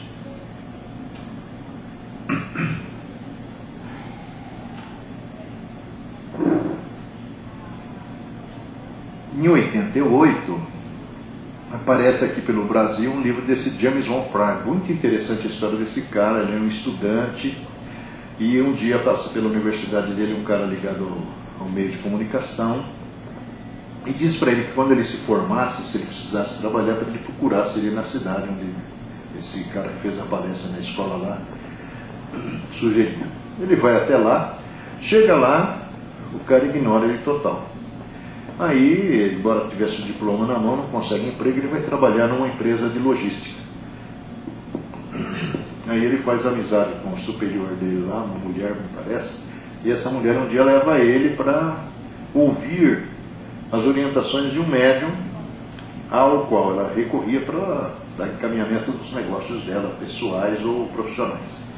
E aí o médium fala para ele que ele, James Van Praagh, tinha as mesmas aptidões que esse médium, porque lá nos Estados Unidos essa visão do dai de graça, que de graça recebemos, ela não é vigente. Lá a mediunidade é praticada a pagamento e caro. Nós temos um amigo chamado George Galf, que foi fazer umas incursões lá pelos Estados Unidos com a esposa, E ele entrou numa livraria e tinha um serviço desses oferecido. Ele foi até tentar conversar com o médium lá, mas era muito caro. Então ele desistiu. Mas ele ficou muito impressionado, porque lá é praticado a pagamento. E o James Van Praagh vai começar depois. É muito interessante a mediunidade dele, que no Brasil tem alguns exemplos. Não é essa mediunidade de psicografar nem nada. É a mediunidade de eu estar conversando com você, que veio me procurar porque seu filho morreu, e eu começo, nem sei do que ele morreu, nem sei como é que é o nome dele, nem sei detalhes pessoais do seu relacionamento com ele. E na verdade eu começo a falar, olha, tem uma pessoa assim do seu lado que está falando isso, está dizendo aquilo, e evidentemente você fica espantado, porque são coisas que você nem está pensando, mas que tem relação direta com a sua relação com aquele personagem. E no Brasil nós tivemos uma mulher assim, que eu conheço o nome, né? Morreu já, mas ela é citada pelo Augusto César Vanucci, quando morreu o filho dele lá, asfixiado, no final de semana, foi lá no Rio de Janeiro, numa Petrópolis, Teresópolis, sei lá, foi ligar o aquecedor do quarto onde estava dormindo com a namorada, e na verdade pensou que ligou e não ligou, e morreu asfixiado. E aí o tal do Vanucci lá da Globo ficou perturbadíssimo. Esse cara era filho da primeira mulher dele, da Brígida, me parece. E aí o que acontece é que essa mulher teve acesso à médium lá, e a médium atendia legiões de pessoas nos sábados à tarde, num galpão imenso que existia numa determinada região do Rio de Janeiro, e ela, uma senhora com deficiência visual severa, com óculos fundo de garrafa, subia num tablado lá, aquela multidão de 1.200 pessoas, 1.200, 3.000 pessoas, sei lá, um volume muito grande. Ela de repente começava a falar, fulano de tal, RG não tal. Aí o cara levantava a mão na meio da plateia, porque o cara subia, aí ela falava um monte de coisa que a entidade que estava ali entre eles estava dizendo para ser dito. Detalhes assim muito próximos da pessoa. Tem um caso interessante onde ela chama o personagem que sobe no tablado com a mulher, e na verdade o espírito, que é o filho que está ali, está pedindo para eles pararem de brigar por causa do tapete, porque o moleque tinha uma preferência por um tapete que acho que o pai queria vender, ou queria dar, não sei o que, para trocar, ou a mulher queria fazer isso, e um outro não queria liberar. E o espírito está familiarizado com o problema de agora, demonstrando que o que está acontecendo é real. Coisas assim de espíritos que pessoas foram procurar algum tipo de orientação e o espírito deu dica lá do endereço onde ele morava, onde é que eles moravam, que também era uma coisa que a médium nunca poderia imaginar que fosse real. É muito interessante. Ela está descrita no livro do Vanucci, está descrita no livro Por Trás do Véu de Ísis, do Marcel Sotomayor, e está descrita num livro chamado Médiuns Extraordinários, de um cara chamado Valdemar Falcão, que vai inclusive falar que vários artistas, tipo Chico Buarque, por exemplo, foi salvo do alcoolismo por uma intervenção de um médium do candomblé, porque ele estava praticamente dominado pelo álcool. E a miúcha lá, uma das irmãs dele, acabou levando ele para se conversar com esse cara, e o espírito, através do médium do candomblé, conseguiu resgatar ele da dependência. E outros personagens importantes da nossa história. Bom, então o James Van Praagh ele esteve no Brasil. No Google você vê entrevistas da Globo News com ele. Só que acontece o seguinte: a mediunidade nele era uma coisa exuberante, espontânea, só que ele vai, a partir do segundo livro, começar a desenvolver umas teorizações, porque esse é o grande problema, né?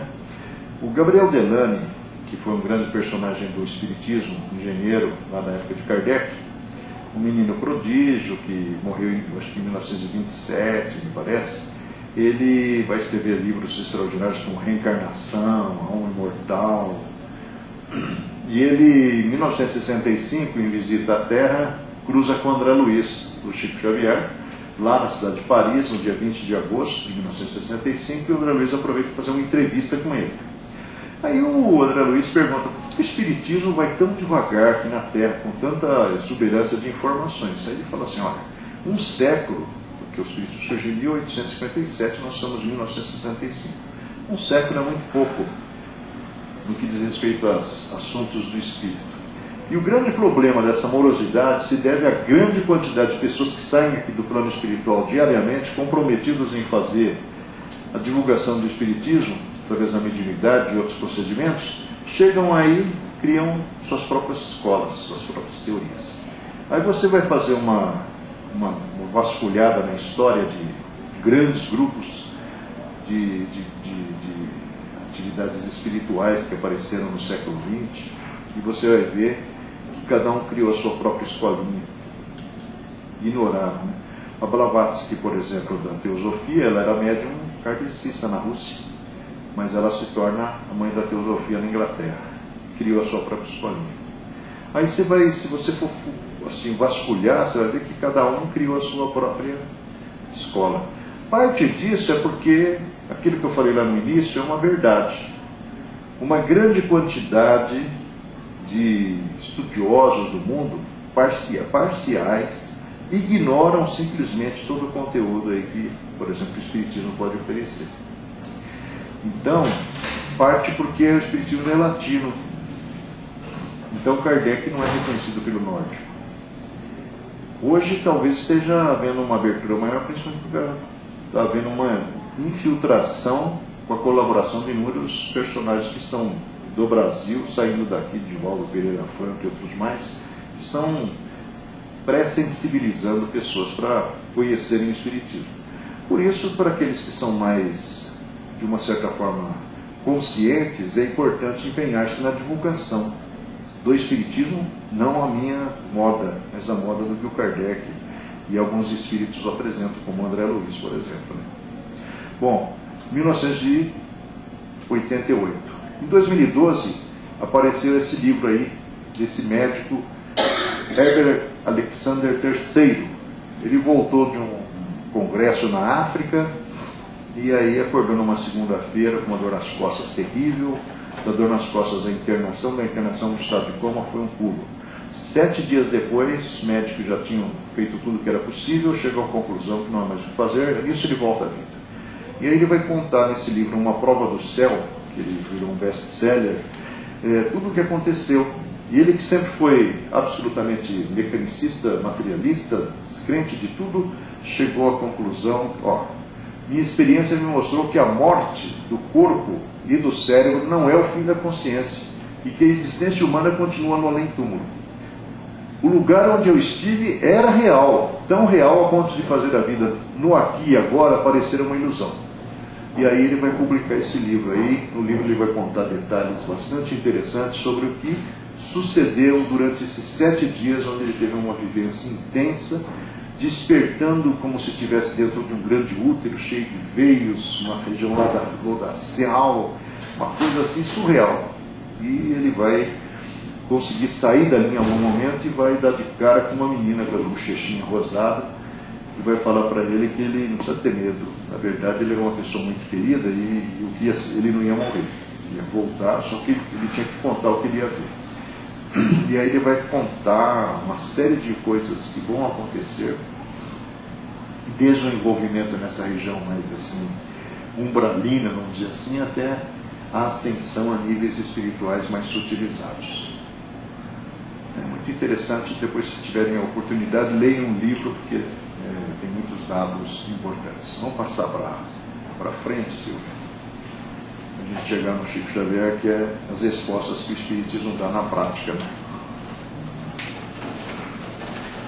Bom, o Brasil tem um papel importante nesse processo de despertamento de consciência. Quer ver como? Primeira grande contribuição é de 1932.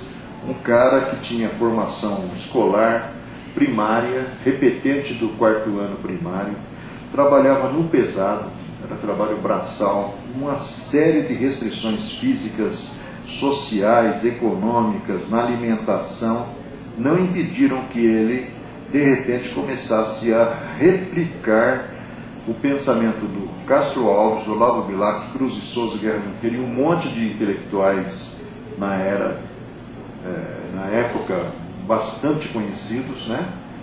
E ligados à poesia, que era um estilo bastante apreciado então. Aí vai nascer um livro chamado Parnaso de Além-Túmulo, de 1932, Posteriormente vai surgir um livro com esse cara chamado Humberto de Campos, que era um cronista muito famoso, literato da Academia Brasileira de Letras, e ele na realidade vai ser o epicentro de uma briga judicial que se estabelece entre a mulher de Humberto de Campos e a federação que editou o livro contra o médium, exigindo indenização ou reconhecimento para ter acesso a direitos autorais. A justiça brasileira, tendo à frente, no caso dos defensores, um jurista chamado Miguel Timponi, ouviu todos os membros da Academia Brasileira de Letras para tentar explicar o que era que estava acontecendo, ou explicar inclusive se Humberto de Campos manifestante era Humberto de Campos mesmo, e a Academia Brasileira de Letras não conseguiu chegar a uma conclusão, mas chegaram à conclusão que o Humberto de Campos tinha até melhorado um pouquinho em relação ao tempo em que ele estava vivo. Esse mesmo cara lá, semi-alfabetizado, na realidade, anos depois, vai produzir uma série de romances com mais de 400 páginas, com começo, meio e fim, estilo literário, que refletem, na verdade, o pensamento de uma entidade chamada Emmanuel, que, na verdade, teve uma série de vidas aqui na nossa dimensão, de senador romano lá no início da era cristã até padre aqui no final do século XIX, não é? E teria sido, inclusive, o padre Manuel da Nóbrega. A parte disso, tem outro cara aí que vem dar a sua contribuição através de uma série de 13 livros, que começa com a descrição do que aconteceu quando ele morreu, para onde ele foi, o que ele sofreu e como ele despertou posteriormente dentro de um hospital no plano espiritual para iniciar a sua readaptação. Vamos em frente. Primeira contribuição do Brasil é essa. Em 1953 aparece esse outro cara aí, que também não tinha formação nenhuma. É um nego matutão mesmo. Apelido Zé Arigó, igual um pássaro lá da região, que imita o canto dos outros pássaros. O nome do homem é José Pedro de Freitas. E da forma como vai ser descrita aí, depois vocês poderão ver no material que a Silvia vai compartilhar, vai se manifestar através dele um médico chamado Dr. Fritz, e que vai fazer coisas assim prodigiosas. Existem 4, 5 livros falando sobre, mas a maior parte é livro de espírita, então não conta, não tem graça. Então a gente foi buscar um livro americano, que é desse cara aqui, o cirurgião da faca enferrujada, do Brian Fuller, porque isso teve repercussão mundial. Chico Xavier não teve repercussão mundial, mas isso teve. Muita gente da Europa, dos Estados Unidos, vieram para o Brasil, da Inglaterra, para estudar o fenômeno, que aconteceu numa cidadezinha ali nas cercanias de Belo Horizonte, chamada Congonhas do Campo, e a equipe de um cientista chamado Andrei Puharish veio composta, inclusive por um jornalista que ia relatar tudo o que foi feito, que resultou nesse livro posteriormente, porque esse grupo veio uma vez, retornou para ficar mais tempo, aí os mineiros começaram a se invocar, começaram a divulgar a notícia que ele ia levar o Arigó embora, aí a pressão sobre os caras foi tal que eles abandonaram tudo e foram embora mesmo. Mas, na realidade, o Brian Fuller depois escreveu esse livro. Agora, mais recentemente, surgiu um livro de uma pessoa que foi testemunha ocular dos fatos, que era amiga do Arigó, uma advogada, hoje advogada, e que vai contar no livro Cirurgias Espirituais da AME São Paulo o que ela viu. Aí está descrito uma cirurgia de 8 minutos de uma mulher que estava com câncer, desenganada pelos médicos, câncer de útero, e que foi cirurgiado na frente de um monte de gente deitada em cima de uma folha de porta, em cima de umas folhas de jornal. Testemunho de médico, desses outros personagens, um coronel do exército, um advogado, o próprio marido. Era uma mulher que vinha lá de Feira de Santana, tinha chegado dos Estados Unidos. E é muito impressionante a cirurgia que é feita. Vai tirar um troço de 8 por 4 centímetros. Ao depoimento de um outro professor universitário paulista, que viu cirurgias oftalmológicas. No YouTube você vê cirurgias do Arigó enfiando um canivete aqui, arrancando o globo ocular do cara para fazer raspagem, sem asepsia, sem anestesia, sem sangramentos. Está lá o filminho, pouca coisa que sobrou. Esse homem aqui, que é professor, disse que viu 4 operações em meia hora. Uma drenagem de um quisto sinovial, sem nenhuma preparação, anestesia, asepsia, nenhuma técnica hipnótica, letárgica, toques no paciente, qualquer outro processo de sugestão ou algo semelhante. O próprio Puharish tinha um problema aqui no braço, um tumor interno, E numa das vindas ao Brasil, o Dr. Fritz falou se ele não queria operar aquilo lá. O cara ficou arrepiado, né, porque é americano, mas antes que ele acordasse, o Dr. Fritz já tinha arrancado o negócio sem que ele sentisse nada. E o Aurilex escreve outras operações de pitirígio. O olho é um negócio muito sensível, muito irrigado, não tinha sangramento. Quando acontecia, o Dr. Fritz falava não querer sangue sentir, e parava imediatamente o processo de sangramento. Depois vocês leem isso aí. Vamos pular. 1953. Em 74, aqui no bairro do Ipiranga, aparece esse menino aí. Na época era um menino, Luiz Antônio Gasparetto, através de quem superaram fenômenos extraordinários, tipo assim. À medida que a mediunidade foi desenvolvendo-se mais, ele pintava uma coisa com isso aqui, ao mesmo tempo com aquilo ali, com os pés conversando aqui. Um negócio fantástico. Ele foi para o mundo. Foi levado para a Inglaterra, foi levado para a Alemanha, foi levado para a Suíça, foi levado para a Itália. Plateias numerosas viam tudo aquilo que acontecia. Aqui no Brasil foram feitas algumas confrontações entre a assinatura dos pintores e alegaram que, na verdade, era inconclusivo porque as assinaturas aqui no Brasil eram com crayon. Então ela está deformada em relação lá aos originais que eram feitos com pincel. O que acontece é que parecia um dado muito sugestivo. O Leonardo da Vinci, ele escrevia em algumas obras ao contrário. Em vez de escrever Leonardo assim, ele escrevia de trás para frente. Como é que o menino podia saber disso? Mas esse foi um dado que chamou muito a atenção de quem estudou grafologicamente as assinaturas. Os quadros eram produzidos de 4 segundos a 4 minutos. Quem faz isso? Difícil.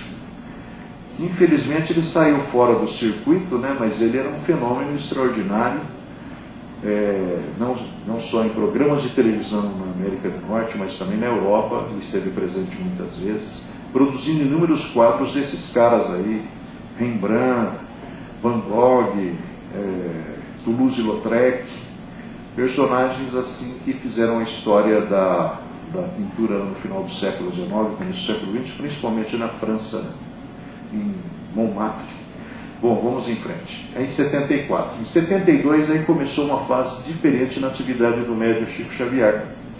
Ele apareceu lá no Pinga Fogo, ele tirou o espiritismo da marginalidade, colocou o espiritismo no seu devido lugar, mostrando que o espiritismo não era atividades místicas. Existia um conteúdo filosófico, um conteúdo científico e de consequências morais. Isso através de um programa chamado Pinga Fogo, em julho de 72, e se repetiu em dezembro, tal foi a repercussão que teve o primeiro. Programa que tinha uma hora de duração nos tempos normais, mas quando ele apareceu foram mais de 3, 4 horas no ar, sem que o pessoal fosse dormir. Né? Era o roda-viva da época. Bom, e aí o que acontece é que descobriram que Chico Xavier existia, e paralelamente começou a acontecer, do ponto de vista coletivo no Brasil, uma quantidade enorme de acidentes envolvendo jovens, dentro de carro, doenças, balas perdidas, suicídios. E aí o pessoal descobriu o endereço dele lá em Uberaba, começou a frequentar lá, na ânsia de receber alguma informação, alguma notícia. Há muitos relatos de pessoas parciais ou imparciais, e desse trabalho todo surgiram pelo menos 50 livros, fora as mensagens. Ontem eu mesmo achei uma mensagem perdida na casa de um cara aí, de uma moça que foi assassinada na sua própria casa por um bandido, né, lá na cidade de Campinas, e nunca vi publicada em livro aquela mensagem, né? Até porque os livros eu conheço todos, porque a gente faz um programa de rádio já há muitos anos, chamado Os Mensageiros no Ar, a Rádio Boa Nova, aqui de São de Guarulhos, e essa mensagem eu não conhecia. Então a gente vai até aproveitá-la para apresentar no programa, né? E o que acontece é que a quantidade de dados e detalhes dessas mensagens, como é que era recebido isso publicamente? Chico Xavier sentava-se na ponta de uma mesa, ladeado por várias pessoas, que ficavam fazendo comentários enquanto ele psicografava. O público que estava diante dele era um público nem sempre conhecido, pessoas das mais diferentes procedências, por variadas razões, invariavelmente pela perda de um ente querido. Das 10 da noite até 1, 2 da manhã, ele ficava ali, recebendo às vezes 1, às vezes 10, às vezes 4, às vezes 5 mensagens longas, curtas, de pessoas que ele nem sabia que tinham existido um dia e que estavam revelando familiaridades para aqueles entes queridos que estavam, às vezes, na plateia, ansiosos, rezando para ser o parente dele que assinasse a mensagem. E ali surgiu um conteúdo incrível. Nós separamos 5 casos aqui na sequência, para vocês terem uma ideia. Esse moço morreu, o nome dele, pode colocar tudo.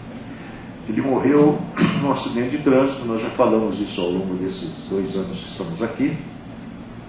Na cidade de Campo Grande, ele tinha ido de Ituverava a São Paulo, 800 quilômetros, para passar o aniversário com o pai e com a mãe, na cidade de Campo Grande. O pai dele era um grande produtor de soja. Chegou na quinta, o pai passou um rádio: olha, eu não vou poder ir hoje, no sábado eu vou aí para a gente comemorar. Na sexta-feira, hora do almoço, ele vai no banco no centro da cidade, numa avenida principal de Campo Grande. Ele para atrás de 8 veículos, um caminhão desce a ladeira lá, estrambelhado, um Fenemê, bate no carro dele, o carro explode e ele já era. Isso foi, na realidade, em julho. Em novembro, os pais estão na cidade de Uberaba. É véspera do dia de finados. Eles assistem a reunião. Na realidade, não acontece nada relacionado a eles, acontece relacionado a outras pessoas. Uma pessoa que está sentada na mesa lá ficava encarando a mãe dele, que está sentada lá nos bancos, e o pai. Quando acaba a reunião, essa senhora que está sentada lá vai lá saber a razão do casal estar ali. E a explicação foi a perda do filho. Aí essa senhora fala assim: do lado da senhora existe um rapaz sorridente, dá uma descrição do homem. A mulher saca da bolsa uma fotografia e mostra para essa senhora. A senhora fala: é esse cara mesmo, esse moço mesmo, só que na foto a pele dele está mais escurecida, mas é ele mesmo. Por que a senhora não vem amanhã? Era sexta-feira, sábado, dia 2, finados, tem uma outra reunião. Não por ser finado, mas porque era sábado. E a mulher vai e lá vem a mensagem do Lineu. O Lineu, na realidade, ficou totalmente deformado, porque quando o caminhão bateu, pegou fogo, ele foi queimado, o corpo. A queimadura de um corpo, na verdade, implica na perda de água, líquidos, há uma deformação, o cara virou um torresmo. A mãe viu aquilo lá dentro do caixão, evidentemente encucou, que o filho dela tinha sofrido demais para morrer. Aí na mensagem, porque ela recebeu depois o laudo do IML, dizendo que na verdade ele tinha morrido em consequência das queimaduras. Só que na mensagem que ele vai escrever, ele vai dizer que outras coisas incríveis, o seguinte, foi então que ao ler-lhe os pensamentos, como que senhoreia textos de páginas e páginas, vinha saber que o IML me considerava vítima de queimaduras que a nenhum corpo humano é dado resistir. E aí ele esclarece, olha que legal. Com todo respeito ao IML, desejo aclarar a ideia da minha mãe sobre a intensa hemorragia interna que me expulsou do corpo. Porque na época não tinha aquele aparador que a gente tem no carro hoje, você segura aqui o pescoção. Quando o caminhão bateu, aquilo voltou para trás e houve uma ruptura aqui, hemorragia, que seguiu, muito intensa. Um lapso de tempo. Na mensagem ele vai falar que isso se deu, mas ele viu diante dele a figura do avô Aristides. E o avô Aristides esticou as mãos para ele nessa hora do impacto e falou: vem, Lineu. Esticou as mãos e puxou ele. Não olhe para trás. E ele seguiu o conselho do avô e saiu fora. Ele não viu o corpo dele deformado, porque realmente a fixação de detalhes muitas vezes representa uma dificuldade maior da nossa readaptação no mundo espiritual. Então ele estava íntegro ali naquele dia, 4 meses, 5 meses depois, né? E na realidade é uma confirmação de que ele estava por dentro do que aconteceu na sequência, porque como é que ele podia saber que a mãe dele tinha encucado, que ele tinha morrido queimado e estava deformado? É o Espírito que está falando. Caso número 2, vamos lá. Esse menino aqui é da região do Cambuci, São Paulo. Ele, desde os 15, 16 anos, começou a vivenciar o problema da leucemia. Mesmo assim fez direito no Mackenzie. No Mackenzie ele se apaixona por uma moça que se apaixona por ele, chamada Nathalie. Casam-se. Um mês antes dele morrer, o corpo já está definhando. Ele se recusa a sair de casa, porque na verdade uma mulher dele, a esposa dele, ficou lá morando na casa dos pais dele. E na realidade, quando os familiares vão à cidade de Uberaba, né, ele vai escrever o seguinte: coisa que o Chico Xavier não podia saber, porque a família tinha saído do número, sei lá, número 383 daquela mesma rua e mudada para o número 105. E ele na mensagem vai contar para os pais que ele acompanhou a família. Por que acompanhou? Ele não queria ir embora porque a mulher estava lá. O avô dele estava acompanhando ele desde o momento que ele morreu. O avô dele respeitou a vontade dele. E o avô dele tinha até convidado ele para assistir algumas reuniões aqui na nossa dimensão, que sempre é útil para o cara tomar consciência que a vida continua. Mas ele se recusou. Acontece que as sensações e desconforto derivados da leucemia seguiram em frente com ele no corpo espiritual. Porque esses processos, invariavelmente, nada mais são, leucemia e outros tipos de processos mais graves, do que a repercussão daquilo que você fez para você mesmo em vidas passadas e que fica impregnado no seu corpo espiritual que se formou quando você foi reencarnar. Então, o processo de descondicionamento do corpo implica também no descondicionamento dessa sintomatologia. Como ele não quis sair de casa, ele continuou tendo assim uma estrutura muito materializada ainda, a ponto de 4 meses depois ele se sentir de tal forma enfraquecido que ele concordou que o avô levasse para fazer hemodiálise no plano espiritual. Não é uma coisa maluca? Mas está escrito nesse livro, Assuntos da Vida e da Morte, e o detalhe é esse aqui, né? Na mensagem ele vai contar que ele mudou com a família do número 383 para o número 105 para não distanciar-se dos entes queridos da Natalia. Outro caso interessante, esses meninos aí saíram em Poços de Caldas. Esse moleque tinha passado praticamente a vida inteira acompanhando os pais em passeios na região do Rio Lambari, lá em Poços de Caldas. E no dia 8 de setembro de 79, o pai deu a ele o carro para que ele pudesse ir com os amigos lá passar o dia à beira do rio. Acontece que na hora de voltar, um acidente interrompeu a vida dele e de todo o grupo. Como não chegavam em casa, o pai e os pais dos outros rapazes foram lá para ver o que aconteceu. Encontraram o carro, despencou num buraco lá, caiu no meio das pedras e morreu todo mundo. O pai ficou louco, sentindo-se culpado pela morte do filho, porque afinal de contas ele deu, o moleque nem carta tinha, mas ele estava acostumado a ir para aquele lugar, estava acostumado a dirigir, né, pai moderno. E aí o que acontece é que eles, dias depois da morte, vão lá no Chico Xavier. Na primeira vez que vão, o que acontece é que esse pai chegou meio nervoso, chegando. Na verdade, eu não sou espírita, mas eu vim aqui porque meu filho morreu, meu pai era espírita e eu queria saber se o senhor tem alguma notícia do meu filho. Quando ele fala isso, o Chico incorpora um cara que se identifica como o parteiro que fez o parto do moleque quando ele nasceu aqui, e que está dizendo para ele agora que acompanhou o processo de desligamento do Orlandinho. Então, uma série de fatos interessantes, e o menino vai falar na mensagem uma coisa que eles não sabiam. Quando eles saíram à noite lá da região onde eles estavam acampados, na verdade o que aconteceu é que os faróis do carro não se acenderam. Mas eles não sabiam que tudo foi destruído, o carro estava sendo periciado. Dias depois da mensagem veio o laudo da polícia, que disse exatamente o que o moleque tinha falado.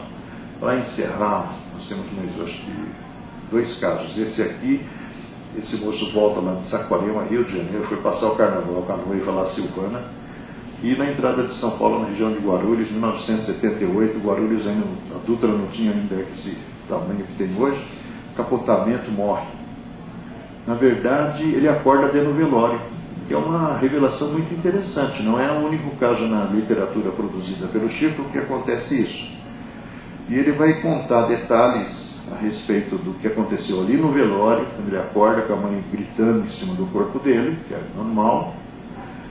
Vai contar o que foi tomado de providência pelo avô dele quando percebeu que ele gostaria de ser enterrado com a noiva com quem ele ia casar 10 dias. E no final, ele vai contar isso aqui. Pode passar aqui, ó. Ele vai pedir para os pais resgatarem uma dívida que os pais nem sabiam que ele tinha, porque quando eles estavam em Saquarema, eles foram assaltados, roubaram documento e dinheiro. Aí uma pessoa emprestou uma grana lá para a Silvana botou a boca no trombone, uma pessoa espontaneamente emprestou uma grana para eles pagarem gasolina e voltarem a São Paulo. A família aqui não sabia disso, mas na mensagem ele pede para que a família resgate a dívida com aquela pessoa que coincidentemente ligou, quando o acidente já tinha acontecido, ligou aqui para a casa deles, que eles tinham deixado o telefone, para saber se eles tinham chegado bem. E a pessoa tomou conhecimento que o moço tinha morrido com a moça, mas deixou o telefone. Aí, quando os pais ouviram isso na mensagem, contataram a família lá da moça pelo menos, e resgataram a dívida que nem eles sabiam qual era. Para terminar esse caso aqui, em 24 de agosto de 1960, aconteceu um acidente gravíssimo, morreu 54 jovens na região de São José do Rio Preto. O pessoal saiu de Rio Preto para ir a Barretos. Não tinha peça do filme do Boiadeiro, era aniversário de Barretos, 25 de agosto. O ônibus caiu, levou todo mundo para o fundo do Rio Turvo. Semanas depois, a família de um dos meninos estava lá para justamente ver se o Chico Xavier tinha alguma explicação notícia. O menino se manifesta contando detalhes. Quando a notícia chega em Rio Preto, outros pais quiseram também ouvir o Chico. Um deles era advogado, juiz, alguma coisa, o promotor, e foi com a mulher e mais uns amigos até Uberaba, assistiram a reunião, entraram na fila, nada de notícias, mas aí quando falam com o Chico fala, olha, seu filho não tem condição de escrever ainda, porque o Vladimir Ranieri tinha escrito, acho que Vladimir Ranieri. Mas, na verdade, existe uma pessoa aqui que está dizendo que fez parte da equipe de resgate lá do local do acidente, do plano espiritual, e ela disse que o menino está bem, está sendo cuidado, não sei o que, quando ele tiver condição ele volta para escrever. E ela está dizendo que o nome dela é Maura Javarini, Araújo Javarini, que ela morreu no dia 11 de maio de 1932. E ela, na realidade, foi a mulher do padreiro lá da cidade. Bom, o cara, o pai do menino, no dia seguinte foi lá no cartório para ver se dia 11 de maio de 1932 tinha morrido uma mulher por suicídio, como ela se dizia ter morrido. Aí o cara procura nos livrão lá e olha, no dia 11 de maio não tem nenhum registro. O cara é informado e já fala que o Chico Xavier não passava de uma fraude. Mas a hora que virou a página, tinha uma nota, um adendo falando assim, que na realidade o óbito da referida Maura, que ali constava, falecera realmente no dia anterior, dia 11 de maio, por suicídio. Como é que Chico Xavier podia saber de uma coisa que aconteceu a quilômetros de distância de Pedro Leopoldo, né, porque são mais de 600 quilômetros, um caso, evidentemente, de um vilarejo, que São José do Rio Preto, em 1932, não era o que é hoje, hoje é uma grande cidade. E, na realidade, é uma prova evidente que havia espíritos por trás da figura de Chico Xavier dando essas informações. Para encerrar esses dois comentários de Kardec. Porque não se compreende uma coisa, que é a sobrevivência, não é motivo para que ela não exista. Visto que o que é utopia hoje poderá ser verdade amanhã. O Espiritismo, que é esse manancial de informações, é uma questão de crença pessoal que não pode depender do voto de uma assembleia, pois esse voto, mesmo favorável, não pode forçar convicções. E o grande juiz, escreveu Kardec, o juiz soberano é a opinião pública. Quando essa opinião se formar pela aquiescência das massas e dos homens esclarecidos, os cientistas oficiais a aceitarão como indivíduos e sofrerão a força das circunstâncias, se convencendo que a vida realmente continua.